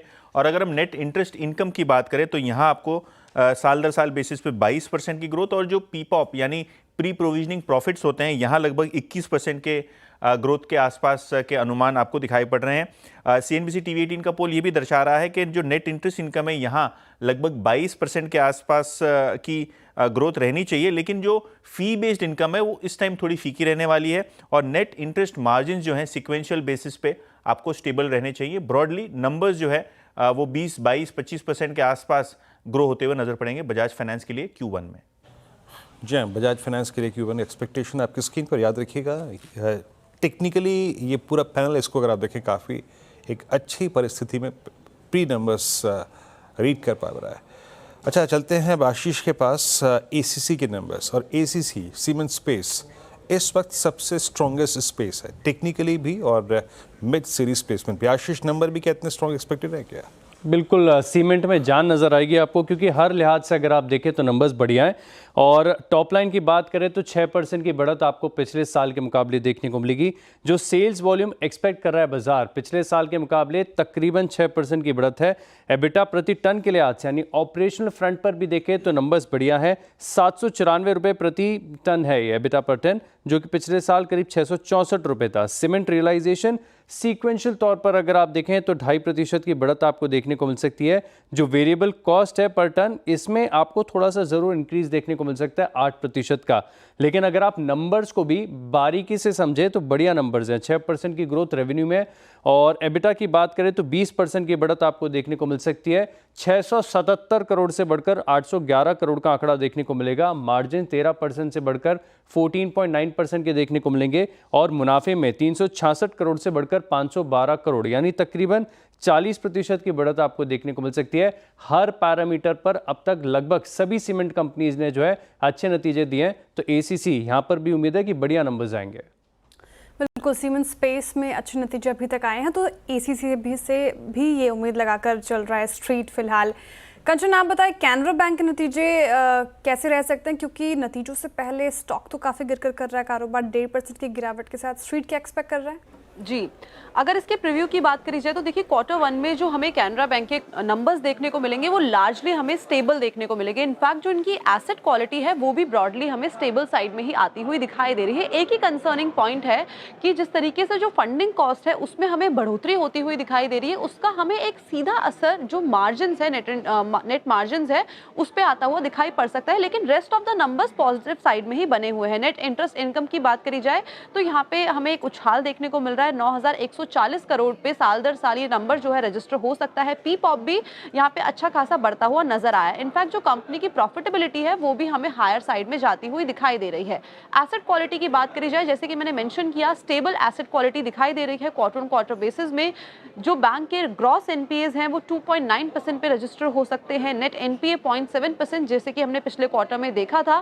साथ में अगर डिपॉजिट ग्रोथ देखें तो ये भी हमें स्टेबल साइड में ही दिखाई दे रही है। और लोन ग्रोथ में भी हमें जो एक स्टेबलनेस है वो बनती हुई दिखाई दे रही है। इसके अलावा जो आपको चीज़ ध्यान में रखनी है वो ये होगी कि जैसे कि मैंने मेंशन किया, नेट इंटरेस्ट मार्जिन यहाँ पे एक डेंट आता हुआ दिखाई दे सकता है। तो मैनेजमेंट इसके ऊपर किस तरीके की गाइडेंस देता है, आगे वाले क्वार्टर को लेके किस तरीके का आउटलुक है, ये कंसर्निंग पॉइंट होगा। बट लार्जली स्ट्रीट एक्सपेक्ट कर रहा है numbers positive. Okay, number positive रह सकते हैं लार्जली, ये एक्सपेक्टेशंस लगा के चल रहा है स्ट्रीट। शुक्रिया कंचन, आशीष, यतिन आपकी एनालिसिस के लिए। ईसीसी अगर आप देखें नतीजों से पहले, हालांकि पूरा सीमेंट स्पेस थोड़ा सा अभी आज मुनाफा वसूली का शिकार हुआ है, लेकिन पिछले कुछ सत्रों से शानदार रैली, चाहे आप अल्ट्राटेक सीमेंट की बात कर लीजिए, के सीमेंट, श्री सीमेंट, डालमिया भारत सभी में हमने देखने को मिली। एसीसी पे एक टेक्निकल चार्ट चेक चाहती हूँ मैं रिजल्ट से पहले। गाबा सर आप बताइए, एसीसी निचले स्रोत से आज रिकवरी दिखाने की कोशिश की, लेकिन फिर भी ½ थोड़ा सा घबराया है। क्या लग रहा है यहाँ से रिजल्ट से पहले कोई बेट लग सकती है या फिर थोड़ा अभी अवॉइड करें? मेरे ख्याल से अवॉइड करना चाहिए कि श्रेया के कंफर्ट मिसिंग है। लेना है तो 1920 का स्टॉप लगाना पड़ेगा, लेकिन अपर मूव में मिल भी जाता है तो 1980 2000 यहाँ पर जाके अटकेगा, तो लेट इट कम। अगर 1920 टूटता है तो beautiful shot, lovely shot if it breaks 1920। फिलहाल I think best avoid ACC. Okay, अच्छा इस बीच जरा आप लिखे आइए एसआरएफ के नंबर्स, मल्टीपल इक्वेशंस हैं इसके नंबर में, जरा नंबर रखिएगा। देखिए जहाँ तक यहाँ पे मार्जिन्स का सवाल है, मुनाफा करीब करीब 432 करोड़ रुपए, और मेरे ख्याल से ये अनुमान से थोड़ा सा अगर आप देखें, थोड़ा सा आय करीब करीब 38-18 करोड़ रुपए की टॉप लाइन जो है ना वो बीट है यहाँ पर। और जरा मार्जिन्स के पीछे लेके आइए प्लीज़। 21.7% बस, जो एक्सपेक्टेशन थी 20.3, करीब करीब 20.3 की तो मार्जिन्स बीट है। मुनाफा अगर आप देखें तो मोर और लेस जो है वो इन लाइन है, और ये देखिए करीब करीब 17.4 से बढ़कर 21.7%। तो यहाँ पे मार्जिन्स अगर आप देखें, वाकई एबिटा करीब करीब 830 करोड़ रुपए, जो कि 906 करोड़ रुपए की एक्सपेक्टेशन थी, तो थोड़ा सा मिक्स बैग है। बट आई थिंक जो महत्वपूर्ण चीज़ है ना कि इस बार ये एसआरएफ जो है ना बचा के ले गया अपने मार्जिन्स को, और टॉप लाइन को बाजार कितना बेनिफिट ऑफ डाउट देगा मैं नहीं कह सकता, बट एक बार प्राइस एक्शन देखिए, याद रखिएगा इसकी प्लेसमेंट बहुत एग्रेसिव है। आई मीन एग्रेसिव थी, पिछले 3-4 दिन में ट्रिप भी हुआ था, बट लेट्स सी। एक इस पर टेक्निकल पॉइंट ले लेता हूँ मैं यहाँ पर, क्या है जो इसके डाउनसाइड को रेस्ट्रिक्ट करेगा और क्या है जिसके ऊपर ये प्राइस बहुत स्ट्रॉन्ग हो जाएगा, जो थ्रेशोल्ड पॉइंट के तौर पे काम करेगा। मानस आपकी राय क्या कहती है? 3180 जो कि आज का स्विंग हाई है, 3180 पे ही 2010 में अप्लाइड है, क्या 3180 के ऊपर ही कंसिडर करें अगर आप एक स्ट्रेंथ को बाय करना चाहते हैं तो? देखिए पहली चीज, अगर आपके पास लॉन्ग पोजीशन है तो होल्ड करेंगे, क्योंकि 50 डे मूविंग एवरेज पे सपोर्ट लिया था, कल एक हैमर पैटर्न बना था, आज 20 डे मूविंग एवरेज को रीगेन किया था, हालांकि हाई लेवल पे थोड़ा सा प्रॉफिट बुकिंग देखने को मिली है। तो मेरा समझना है कि अगर आपके पास पोजीशन है तो 3050 के स्टॉप लॉस से बने रहेंगे। एग्रेसिव होकर खरीदारी तभी करेंगे जब 3200 रुपए के ऊपर निकलेगा। अगर 3200 रुपए के ऊपर निकला तो 3325 के प्राइस आपको बहुत ही जल्द देखने को मिल जाएंगे, इसलिए एग्रेसिव होकर 3200 के ऊपर खरीदारी करेंगे और उस केस में 3140 के स्टॉप लॉस लगा लेंगे। याद रखिएगा एसआरएफ के नंबर्स पिछले अगर आप देखें तो ये पूरे के पूरे इस केमिकल बास्केट को एक थ्रस्ट प्रोवाइड करेंगे। लेट्स सी कैसे ये बिहेव करता है। 3184 मैं आपको फिर बता रहा हूँ इस कार्यक्रम में, 3184 के ऊपर अगर ये निकल गया 3180 के ऊपर तो ये क्लोजिंग में कुछ और दिखाएगा। और अभी एज ऑफ नाउ एसआरएफ के नंबर्स ये बाकी के लिए भी अगर आप देखें एक ड्राइविंग फोर्स के तौर पे काम करेंगे। Look at Tata chemical. Tata chemical अब बात करते करते जो है वो डे हाई की तरफ प्रोसीड करता हुआ, तो केमिकल में इस वक्त ये देखिए टाटा केमिकल डे हाई पर आ गया। तो मल्टीपल इक्वेशन है, let's see, but margin front पे it's thumbs up for SRF. Share okay, तो फिलहाल ये केमिकल स्पेस की बात हुई, एसआरएफ के नंबर आपके स्क्रीन पर इस वक्त और ये स्ट्रैटेजी आपको अपनानी चाहिए। चलिए अब आगे बढ़ते हैं और कुछ इंटरेस्टिंग खबर को एड्रेस करते हैं। देखिए multinational tobacco company Philip Morris के दूसरी तिमाही के नतीजे अनुमान से कम रहे हैं और इसके पीछे की वजह काफ़ी इंटरेस्टिंग है। सिगरेट वॉल्यूम में गिरावट देखने को मिल रही है, यही वजह है कि फिलिप मॉरिस इंटरनेशनल के शेयर में आज बड़ी गिरावट देखी गई। लेकिन इसके पीछे की वजह क्या है और गिरावट का भारतीय कंपनियों के लिए क्या मायने हैं, ये समझते हैं आशीष से। बताइए आशीष, क्या कहती है आपकी रिसर्च? बिल्कुल, देखिए फिलिप मॉरिस सबसे पहले मैं बता दूं कि दुनिया में जानी जाती है सबसे ज़्यादा सिगरेट बेचने के लिए। इनका मशहूर ब्रांड है मार्लबोरो, इसके ज़रिए काम करते हैं। अब दरअसल अगर आप देखें तो अर्निंग्स के बाद कल 8 से 8.5% की गिरावट स्टॉक में देखने को मिली थी और ये पिछले 5 साल में सबसे बड़ी इंट्राडे गिरावट है। और इसके पीछे कारण ये है कि जो सिगरेट वॉल्यूम है इसमें 1.5% की गिरावट आपको पिछले साल के मुकाबले देखने को मिली। लेकिन अगर आप इसके इंटरनल्स देखें तो समझ में आएगा कि इंडस्ट्री में बड़ा परिवर्तन देखने को मिल रहा है, बहुत बड़ा बदलाव है, बहुत ही इंटरेस्टिंग है। अब दरअसल इनका एक और सेगमेंट है स्मोक फ्री बिजनेस, जिसमें निकोटीन प्रोवाइड करते हैं लेकिन बिना धूम्रपान के सिगरेट जलाने की आवश्यकता नहीं होगी। अलग अलग प्रकार के डिवाइसेज हैं। इनकी वेबसाइट बड़ी इंटरेस्टिंग है। इसमें ये बता रहे हैं कि अब इनकी जो रेवेन्यू है टोटल, इसमें स्मोक फ्री बिजनेस का 41% का कंट्रीब्यूशन देखने को मिला है। और साथ में अगर आप देखें तो एक तरफ जहां पर ट्रेडिशनल सिगरेट्स, इसमें 1.5% की डी ग्रोथ है।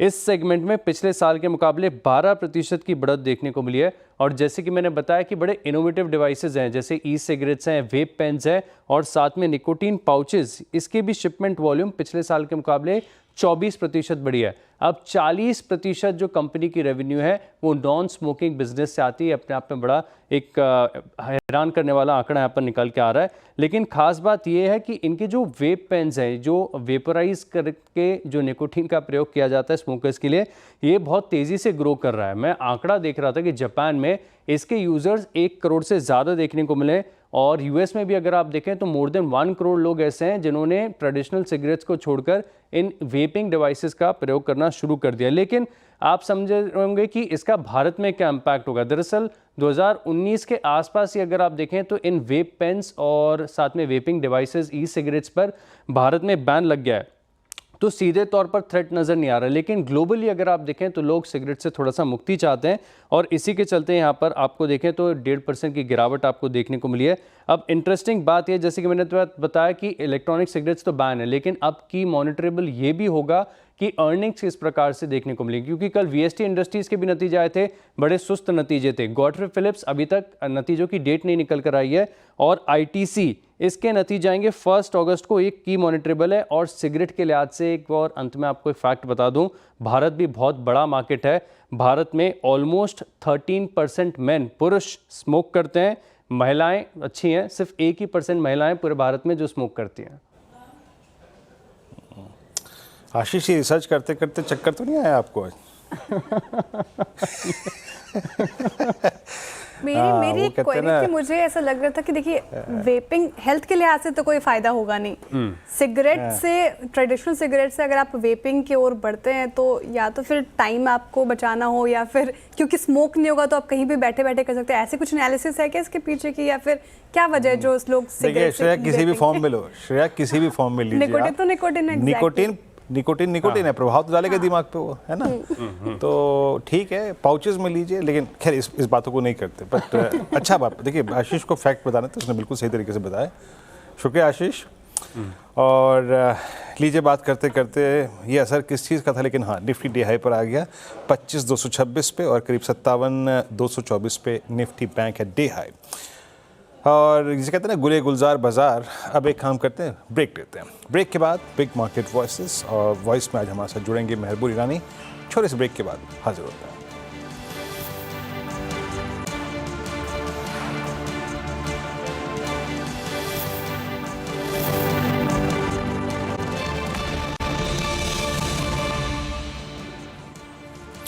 ब्रेक के बाद कार्यक्रम में आप सभी का स्वागत है। Nifty above mega collectors zone 24,200 के ऊपर, Nifty above 10, Nifty above 20 and same is the case with the Nifty bank, सारे एवरेजेस के ऊपर। तो बाजार में आज अभी तक का एक्शन, प्राइस एक्शन बहुत स्ट्रॉन्ग है and thanks to Nifty IT 2.5% ऊपर 37,084 का स्तर यहाँ पर रिक्वायर्ड जो गैप था ना, वो 3 चीज़ों ने पूरा किया। निफ्टी, पीएसयू बैंक इंडेक्स ने, रिलायंस ने और निफ्टी आईटी ने, जो मिसिंग पार्ट था पिछले 4 दिन से।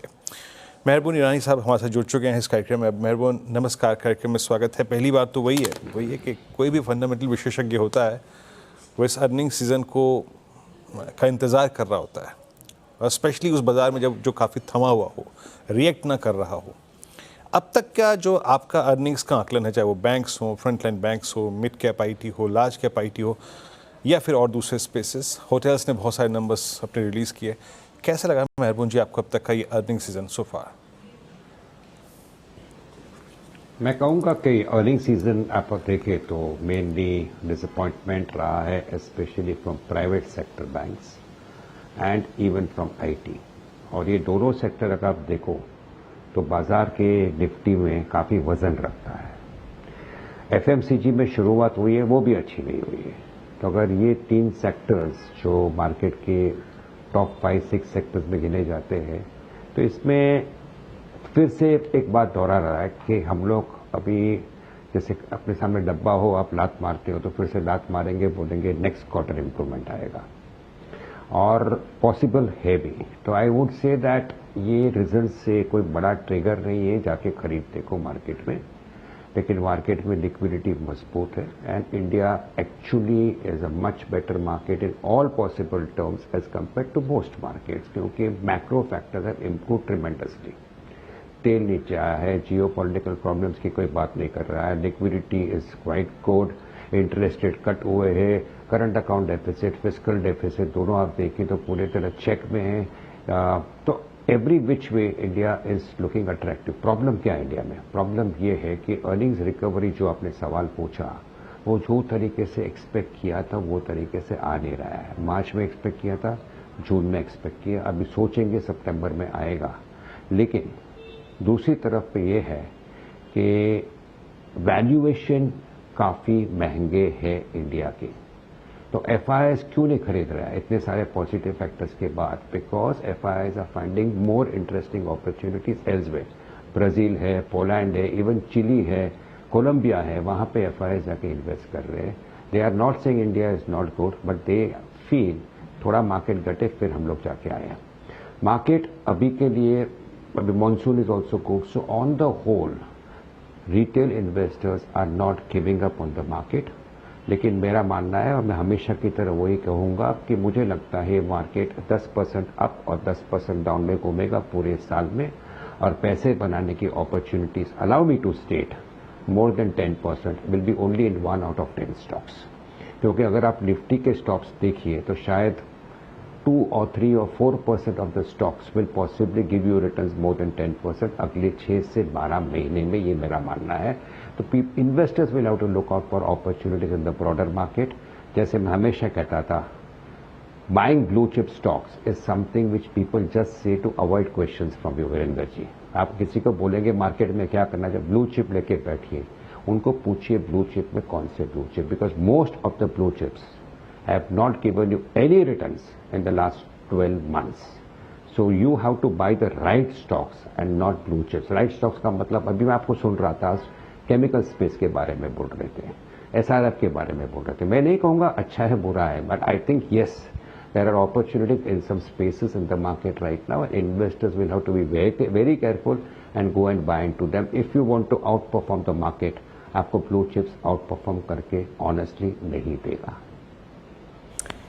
ओके, गुड आफ्टरनून रानी जी। श्रेया बात कर रही हूँ। काफ़ी सेलेक्टिव साउंड कर रहे हैं आप सेक्टर स्पेसिफिक और स्टॉक स्पेसिफिक पे, लेकिन क्योंकि कहा आपने कि 10 में से एक स्टॉक ही जहाँ पे पैसे बन सकते हैं, स्टॉक स्पेसिफिक आप हो पाएंगे कि नहीं आई डोंट नो, लेकिन अगर सेक्टर स्पेसिफिक की अगर तस्वीर साफ करें, कहाँ पैसा बन सकता है, कहाँ जिसको रडार पे रखना चाहिए, तो वो कौन सा स्पेस होगा? देखिए, मैं कहूँगा, I think I will elaborate a little bit more in 2 sentences। मैं ब्लू चिप्स के विरुद्ध नहीं हूं, मैं कहता हूं बाय द राइट स्टॉक्स। अभी 2-3-4 महीने से आपको लग रहा था कि रिस्क बढ़ गया है, जियो पॉलिटिकल प्रॉब्लम है, सोना बढ़ेगा, तो who stop you from buying Manappuram finance and Muthoot finance? लेकिन आपको जाके खरीदना था एक्सिस बैंक या आईसीआईसीआई बैंक या कोटक बैंक। पैसा बना मुथूट और मनापुरम में। मैं नहीं कह रहा हूं Muthoot and Manappuram are better companies as compare to Axis bank और आईसीआईसीआई बैंक। मैं कहता हूं they are the right stocks to buy. उसी तरह आपको लग रहा था तेल का भाव घटने वाला है, तो go and buy into HPCL, BPCL, IOC. उन्होंने पैसा आपको ज्यादा दिया as compare to possibly even the Reliance Industries. That doesn't mean this are better company. So companies अच्छा है, थोड़ा सा you have to be an opportunist in the market. Shreya ji, अभी आपका जो सवाल है कौन से स्पेस में, मैं कहूंगा कि एफएमसीजी कहीं पर मुझे लगता है वेरी सून बॉटम आउट हो गया है या हो जाएगा। आईटी में शायद एक ट्रेडिंग अपॉर्चुनिटी मिले बिकॉज वैल्यूएशंस नीचे है। अभी आईटी के बारे में भी अगर मैं पूछूं, मैं 10 इंटरव्यू टेलीविजन पे देता हूं, तो 10 में से 9 लोग आईटी के बारे में पूछते भी नहीं है। तो समवेयर आई थिंक, आज इन्फोसिस का रिजल्ट कोई पूछता नहीं, somewhere I feel this spaces are becoming under owned, और जो स्पेस अंडर ओन्ड होते हैं वहां पे ट्रेडिंग अपॉर्चुनिटी आती है। लेकिन अगर अपॉर्चुनिटीज ढूंढना है इंडिविजुअल स्टॉक्स में, आई थिंक स्पेशलिटी केमिकल्स आपको देगा। डिफेंस थोड़ा और 3-4% करेक्ट करेगा तो that will provide an opportunity. NBFCs के बारे में मैं पॉजिटिव हूँ आज के तारीख में भी, और कहीं पर एक स्पेस है जहाँ पे एक अपॉर्चुनिटी बन सकती है, थोड़ा पेशेंस रखे तो। वो यूके के साथ ट्रेड पैक्ट हो, यूएस के साथ कल शायद अच्छा सा 15% के आसपास से इंडिया निकल जाए, अगर ये सब होता है तो एक टेक्सटाइल स्पेस में भी एक अपॉर्चुनिटी बन सकता है। तो textile and speciality chemicals I feel could be the dark horses in this market, but by very selectively. और ऑन द होल मार्केट के बारे में मैं जितना मैं कहता हूं कि may be relatively India is expensive, अगर कल आप मुझे कहते हो कि डोनाल्ड ट्रंप सर ने डिसाइड कर दिया है कि इंडिया पे सिर्फ 15 या 17 या 16% दे, तो आई प्रॉमिस यू कल दोपहर को ये टाइम को जो भी आपके साथ एक्सपर्ट होंगे आप डिस्कस करोगे कि निफ्टी 2% बढ़ गया है, अभी आपको क्या लगता है, डेफिनेटली ये सवाल आप पूछोगे। So I think there is a possibility of a sharp spike in the market. मैं रूल आउट नहीं कर रहा हूं, though on the whole from a longer term angle आप कहोगे मैं लेके भूल जाता हूं आंख बंद करके I want to buy good quality stocks, you are not going to make too much of money, but from a trading opportunity if you believe the tariff rates will not be high on India, I still believe that market can give you still a sharp spike upside in the near future. Fingers crossed. चलिए, ये रही बात और कुछ space sectors की। अच्छा, एक दो पॉकेट्स जहाँ पे आपका कन्विक्शन बन रहा हो और या फिर मैनेजमेंट से आपका इंटरेक्शन हो, मेहरबानी अगर आप थोड़ा सा स्टॉक स्पेसिफिक हो गए हो, मतलब जहाँ पे कंपनी के केस बहुत स्ट्रॉन्ग हैं, जहाँ आपको स्ट्रॉन्ग रेवेन्यू विजिबिलिटी नज़र आ रही है, ऐसे एक दो मैनेजमेंट जिससे आपका हाल फिलहाल में इंटरेक्शन हुआ हो? मैं कहूँगा कि इंडिविजुअल अपॉर्चुनिटीज में आज के तारीख में भी फिर से कहूँगा कि स्पेशलिटी केमिकल्स में दिख रहा है। इवन रेलवे स्टॉक्स मुझे लगता है कि काफ़ी सारा एक्शन है। मैं एक चीज़ कहूँगा, may be mentioning names suddenly may become a little difficult, but एक चीज़ इशारा कर दूंगा कि मैं I would go with company जहाँ पे प्रोमोटर कंपनी के शेयर खुद ले रहे हैं प्रेफरेंशियल अलॉटमेंट के जरिए। तो उदाहरण डिस्क्लोजर देना चाहूँगा कि मेरे पास वो कंपनी के शेयर है। स्पेशलिटी केमिकल्स में अगर आप देखो या टेक्सटाइल केमिकल्स में देखो, एक कंपनी है फिनोटिक्स केमिकल्स लिमिटेड, जहाँ पे I think the company has issued warrants to itself along with other allottees. मैं नहीं कहूँगा कि ये भाव से शेयर फास्ट बढ़ जाएगा, मैं कहूँगा कि अगर प्रोमोटर लेता है आपको समझना चाहिए कि करेक्शन शेयर में आएगा, लेकिन ultimately you will end up making money. Railways में अगर आप देखो तो I think the same story is applying to say something like a Titagarh wagons where the promoter is putting in money himself. So they may not go up in a hurry, but these are the type of stocks जहाँ पे 5 में से जहाँ पे भी deal होती है, shares बिकते या खरीदते प्रोमोटर के जरिए, तो 5 में से 4 कंपनी में प्रोमोटर हल्के हो रहे हैं। लेकिन कहीं पर आप रखिए कि वो कंपनीज है जहाँ पे प्रोमोटर शेयर में इन्वेस्ट करता है, आज के लेवल पर आपको प्रोमोटर के साथ चलना है, वही उचित रहेगा क्योंकि अल्टीमेटली वहाँ पे आपको अच्छे पैसे मिल सकते हैं। ओके ईरानी जी, बहुत सारे स्पेस पे हमने सवाल किया, लेकिन दो थीम जो इस साल बहुत चली है, एक है कैपिटल मार्केट स्टॉक्स थीम और दूसरा डिफेंस स्टॉक्स। अब इन दोनों स्पेसेस पे आपका व्यू क्या है? क्या ये दोनों स्पेसेस काफ़ी ज़्यादा स्ट्रेच हो चुके हैं या फिर अब भी आपको हेडरूम नज़र आ रहा है? देखिए, मैं डिस्क्लोजर देना चाहूँगा कि मेरे पास BSE के शेयर है, एंजल ब्रोकिंग के भी और MCX के भी है। अगर ये रही बात शॉर्ट टर्म एंगल की, तो मैं कहूँगा कि ये स्टॉक्स में थोड़ी सी थकावट आ सकती है क्योंकि ओवरऑल वॉल्यूम मार्केट में घट रहा है। तो जैसे सीरोदा के चीफ ने भी राइटली कहा कि वॉल्यूम्स घट रहे हैं, तो यहाँ पे थोड़ी सी ट्रिगर पॉजिटिव नियर फ्यूचर में शायद दिखती नहीं है। रही बात डिफेंस की, I think that's a great opportunity, but valuations इसमें काफ़ी महंगे हैं। So if defense stocks correct by 5-7-8% from here, somewhere selectively there will be a good long-term opportunity जो बनकर आ सकता है। और मैं कहूँगा कि आपने दोनों सेक्टर्स बहुत अच्छी तरह से परखे, बिकॉज ये दोनों सेक्टर्स में रिटेल इन्वेस्टर्स की भी काफ़ी इंटरेस्ट है। ये दोनों सेक्टर में ऐसा है कि दोनों में धंधा बढ़ने वाला है। दुनिया ultimately has become a very dirty place. Geopolitical problems है और रहने वाले अनफॉर्चुनेटली। तो डिफेंस में बूम रहेगा, डिफेंस में डिमांड रहेगा, डिफेंस का प्रोडक्शन बनेगा और इंडिया एक अच्छा हब बन सकता है आगे चल के डिफेंस प्रोडक्शन के लिए। लेकिन रोज बाई करना और रोज वैल्यू बढ़ाना वो उचित नहीं है। लेकिन जब भी मार्केट में करेक्शन आता है डिफरेंस स्टॉक्स करते, I think they will provide a good opportunity. Thank you very much Shreya for pointing it out.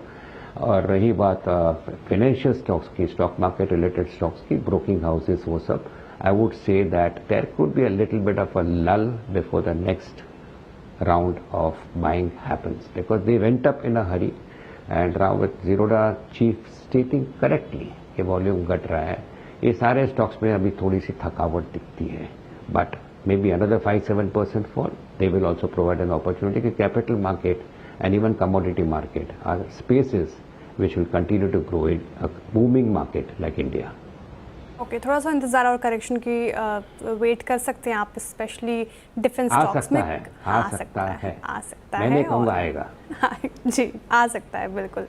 हाँ, बहुत शुक्रिया ईरानी जी आज हमारे साथ जुड़ने के लिए, तमाम सवालों के जवाब इतने डिटेल में देने के लिए बहुत शुक्रिया आपके वक्त के लिए। Thank you. चलिए अब क्लोजिंग की तरफ बढ़ रहे हैं और मार्केट एट डेज हाई आप देखिए, निफ्टी शानदार तेजी के साथ 166 अंकों की बढ़ोतरी 25,227 के लेवल पर, और बैंक निफ्टी भी डे हाई के आसपास ही कारोबार करता हुआ नजर आएगा। हालांकि थोड़ा सा डिप आया लेकिन डे हाई के आसपास से शानदार क्लोजिंग की तरफ बढ़ रहे। वीरेंद्र जी, यहाँ से क्लोजिंग स्ट्रैटेजी क्या होगी?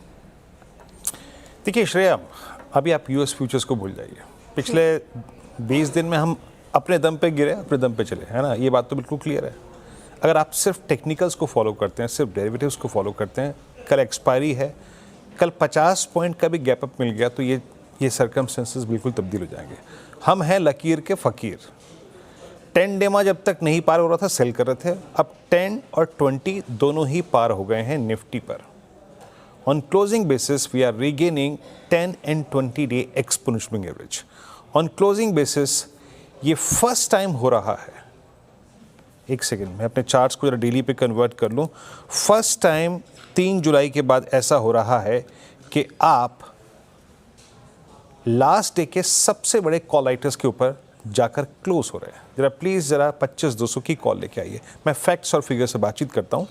आप 10 के ऊपर हैं, आप 20 के ऊपर हैं। 3 जुलाई के बाद आप पहली बार लास्ट सेशन के सबसे बड़े कॉल राइटर्स के जोन के ऊपर हैं।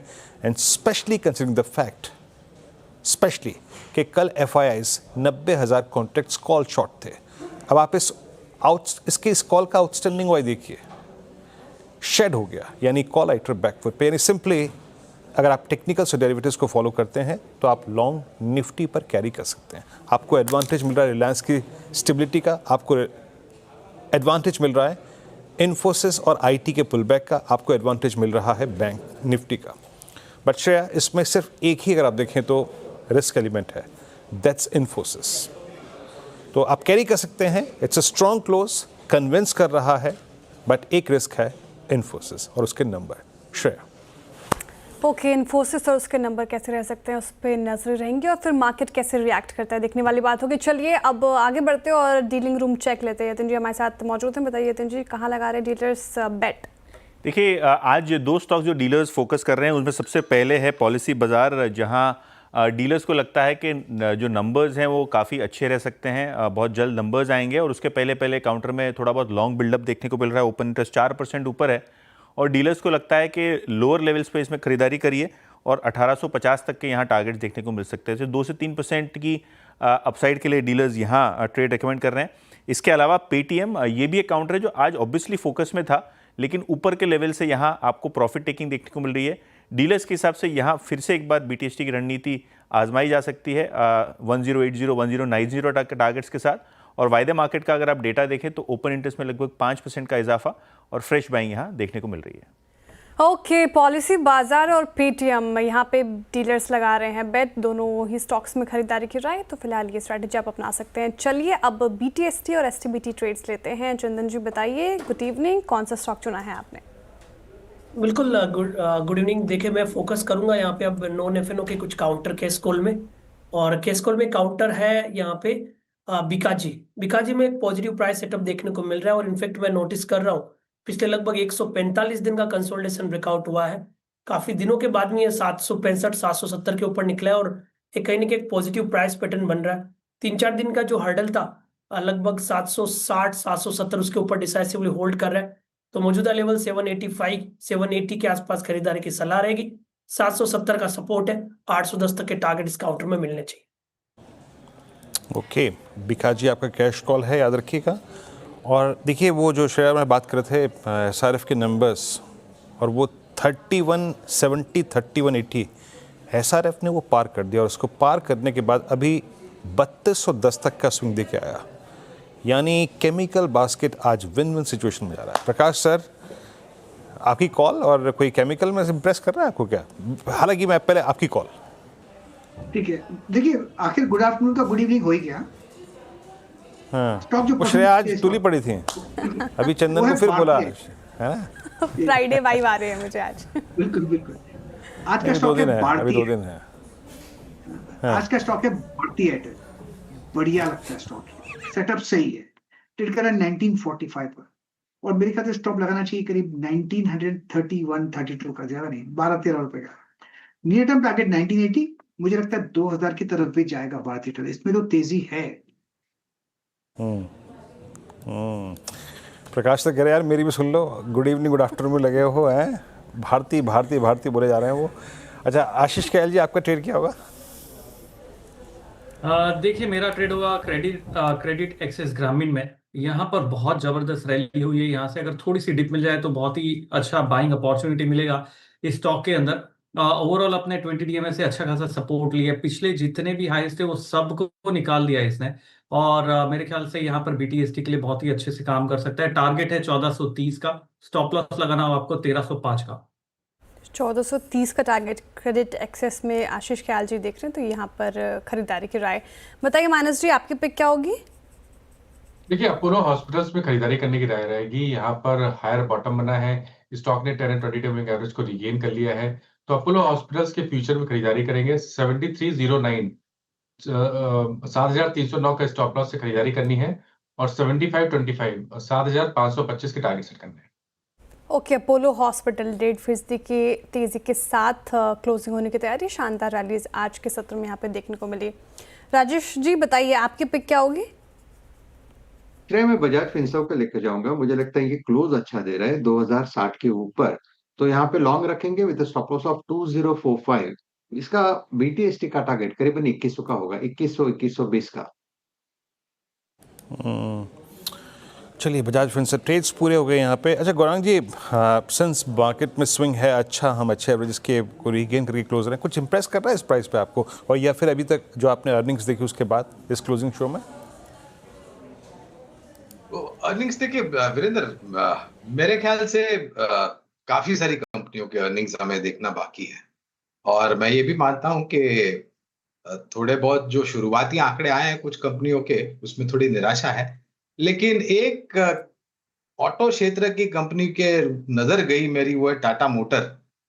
690 के आसपास आया है ये, और बुनियादी दर के आधार पर खरीदारी गिरा है। ये अनिवार्य है डिस्क्लोजर देना।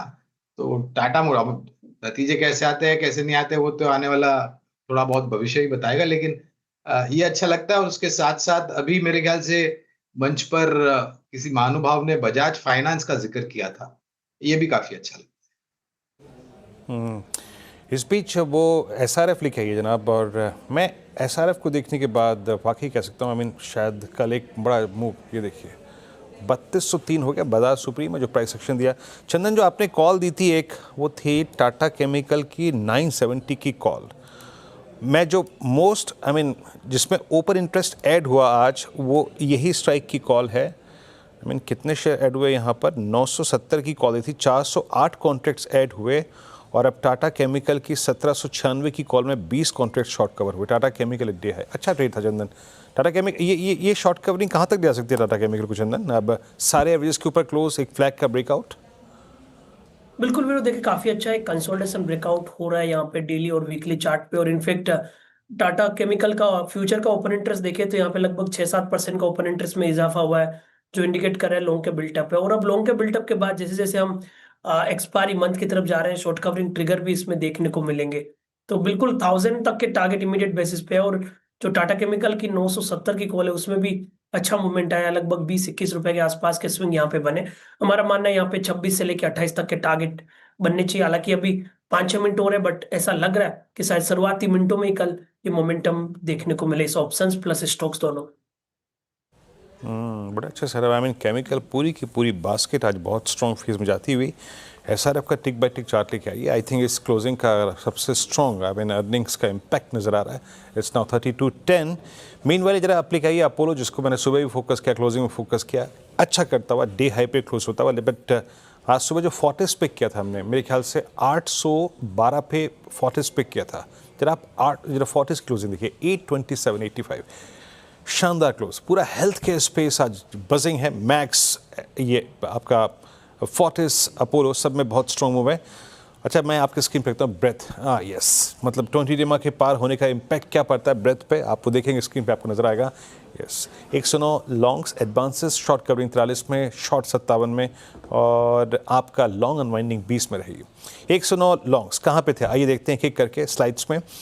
आज रेलवे स्पेस में अच्छा मूव था, IRFC ने इसको लीड किया। बाकी मैक्स, बायोकॉन, कल्याण और सोना BLW स्ट्रॉन्ग मूव था यहाँ पर। उसके बाद अगली स्लाइड में आएगी जहाँ पे आज शॉर्ट कवरिंग थी। सेकंड स्लाइड में शॉर्ट कवरिंग को लीड करता हुआ यहाँ पर आपका डिक्सन टेक। नंबर्स के बाद क्या स्ट्रॉन्ग रिएक्शन, मेरे ख्याल से एक well supported by option stats और future stats. L&T Finance, KPIT Tech, mid cap IT में सुबह सुबह आशीष भाई की कॉल थी। चंबल और जियो फाइनेंशियल सर्विसेज में आज एक स्ट्रॉन्ग मूव था। नेक्स्ट स्लाइड में मैक्रोटेक, आज कोलगेट आज मुस्कुराहट जो थी वो नदारत थी। और Mankind, M&M financial, Obra realty.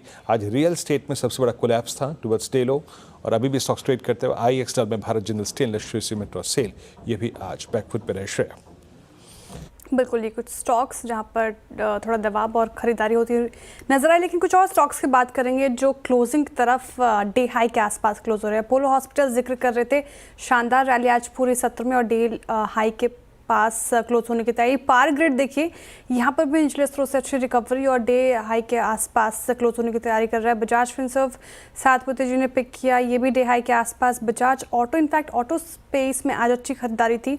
साथ ही रिलायंस भी डे हाई के आसपास और भारतीय एयरटेल भी आज पिक किया गया। ये कुछ स्टॉक्स में जहां अच्छी खासी तेज़ी। इनफैक्ट एक बार क्योंकि शायद ये आज के सत्र का लास्ट ट्रेड चेक होगा, श्रीराम फाइनेंस रखते हैं आपके स्क्रीन पर। बजाज फाइनेंस हमारे पैनल ने काफ़ी बार इसको पिक किया। मानस जी, आप बताइए, बजाज फाइनेंस, माफ़ कीजिएगा, श्रीराम फाइनेंस डे हाई पे क्लोज होने की तैयारी कर रहा है। ये कैसा काउंटर, यहाँ पे कोई ट्रेड बन रहा है क्या फिलहाल? देखिए, दोनों के स्ट्रक्चर काफी चेंज है। Bajaj finance higher top higher bottom बना रहा है और श्रीराम फाइनेंस में लोअर टॉप लोअर बॉटम के साथ स्टॉक 20 डे मूविंग एवरेज के नीचे ट्रेड कर रहा है। तो आई थिंक यहाँ पर अभी खरीदारी ना करें, खरीदारी करनी है तो 670 के ऊपर ही करनी है। ओके, तो अभी फिलहाल खरीदारी नहीं करने की राय है। दोनों स्ट्रक्चर डिफरेंट, लेकिन फिलहाल ये कुछ स्टॉक्स जहां पर अच्छी क्लोजिंग आती हुई नजर आ रही है। मार्केट भी अच्छे क्लोज की तरफ बढ़ रहा है। बिग वॉल पे समझते हैं वीरेंद्र जी से डिटेल में कि आज की मार्केट क्लोजिंग कैसे रही। Over to you. बिल्कुल, आज श्रेया आप बिग वॉल पे देखिए चाहे छोटी वॉल पे क्लोजिंग अच्छी है। और हाँ, इट्स 25219 और बैंक निफ्टी करीब 57,210। हालांकि बैंक निफ्टी अगर थोड़ा सा 100-125 पॉइंट का फ्रैक्शन और लेके ट्रेड करके या फिर क्लोज कर रहा होता ना, तो आप उसे एक बहुत ही स्ट्रॉन्ग दर्जा देते हैं। Well, advance decline ratio evenly poised, 1350 advances, decline 1350। Nifty bank 450 अंकों की पारी खेली, बहुत शानदार। स्मॉल कैप अगर आप देखिए वहाँ पे मूव ठीक ठाक था। निफ्टी करीब 25,219। निफ्टी IT बैकफुट पे रहा, लेकिन टुवर्ड्स क्लोज निफ्टी IT ने जो वो एक्शन था ना उसको थोड़ा मिस कर दिया। अदरवाइज ये क्लोज थोड़ा सा और एजी होता और शार्प होता। और बाकी अगर आप देखें तो आपका निफ्टी डिफेंस बैकफुट पे था, कैपिटल मार्केट इंडेक्स बैकफुट पे था। एनर्जी स्पेस में स्ट्रेंथ थी और मेरे ख्याल से रिलायंस की पुल बैक का उसका इम्पैक्ट पड़ा। और कैपिटल गुड्स बैकफुट पे था। और ऑयल एंड गैस में अगर आप देखें अच्छी स्ट्रेंथ थी। IT बैकफुट पे और PSU बैंक्स ने लेटर हाफ में। और आप कह सकते हैं कि ये जो रिकवरी थी और 57,000 की ट्रैजेक्टरी को हमने रीगेन किया ना, उसके पीछे कारण था Nifty PSU bank index. Financial services strong थे और क्योंकि B2 वहाँ पे काफ़ी स्ट्रॉन्ग थे। मेटल्स में आज सुबह से पुल बैक था और फार्मा भी आज काफ़ी स्ट्रॉन्ग। आते हैं अब कुछ और स्टॉक्स पर, मतलब निफ्टी की ग्रिड पर। निफ्टी की प्राइस परफॉर्मेंस को देखते हैं और वहाँ पे टाटा मोटर्स, आज सुबह हमने फर्स्ट टिक में इस स्पेस को पकड़ लिया था। पहले जिक्र हुआ था मारुति का, देन टाटा मोटर्स, उसके बाद M&M। हालांकि M&M लेटर हाफ में सिंक हो गया। बाकी श्रीराम फाइनेंस, भारती ने भारती आज एक बहुत ही स्ट्रॉन्ग क्लोज दे रहा है। स्ट्रॉन्ग ये नहीं कि ऑल टाइम हाई पे, लेकिन हाँ लोअर लेवल से कर्व लेकर अपने 20 डेमा को रीगेन करके क्लोज होने की तैयारी करता हुआ। पूरा हेल्थ केयर स्पेस बहुत स्ट्रॉन्ग था। अपोलो हॉस्पिटल्स ने एक स्ट्रॉन्ग मूव दिया। Bajaj Finance, Jio Financial Services, Bajaj Auto, Maruti Adani Enterprises, Bajaj Finserv, Indus Bank, ICICI Bank और एटर्नल कल का और परसों का जादुई और एक चमत्कारिक मतलब मूव देने के बाद आज थोड़ा सा अगर आप देखें फ्लैट रहा, बट स्टिल स्ट्रॉन्ग। बैकफुट पे था Tata consumer, HUL, Infosys. Colgate के नंबर्स ने यहाँ पे थोड़ी सी मायूसी फैलाई और इन्फोसिस बैकफुट पे था। Grasim, UltraTech, Cement, BL, ONGC, इन सभी काउंटर्स में थोड़ी बहुत प्रॉफिट टेकिंग थी। मिडवे में था आयशर, एमएनएम और पावर ग्रिड और विप्रो। क्लोज इट्स 25205 और बैंक निफ्टी ने जाते जाते थोड़ा सा और सरेंडर किया। एक अच्छा क्लोज होता, बट आई मीन वो 23 पॉइंट का फ्रैक्शन हम मेंटेन नहीं कर पाया, but towards close I think 25,200 ठीक ठाक क्लोज। श्रेया, ये क्लोज ठीक ठाक है, अच्छा है, 25,200 के ऊपर है। बताइए आज आपका पंचनामा मेहमान कौन है आपके साथ आज? पंचनामा मेहमान आज राजेश सातपते जी होंगे हमारे साथ, इसलिए वो 3:20 पर शो से निकल गए क्योंकि पंचनामा की तैयारी कर रहे हैं। काफ़ी दर्शक हमारे साथ जुड़ते हैं, सवाल पूछते हैं, तो 3:35 पर जी। राजेश जी ने अपनी वाइफ को कहा होगा जल्दी जल्दी कुछ खिला दो, ये क्लोजिंग के बाद फिर बैठना है ना। बिल्कुल इसीलिए 3:35 पे हमारे साथ जुड़िए। गुड इवनिंग और गुड आफ्टरनून के बीच में राजेश जी का लंच और एक मंच आपके लिए सजा होगा। छोटे से ब्रेक के बाद मार्केट का पंचनामा श्रेया और राजेश जी के साथ। कल फिर होगी मुलाकात मॉर्निंग कॉल और मुनाफे की तैयारी में। तब तक के लिए नमस्कार।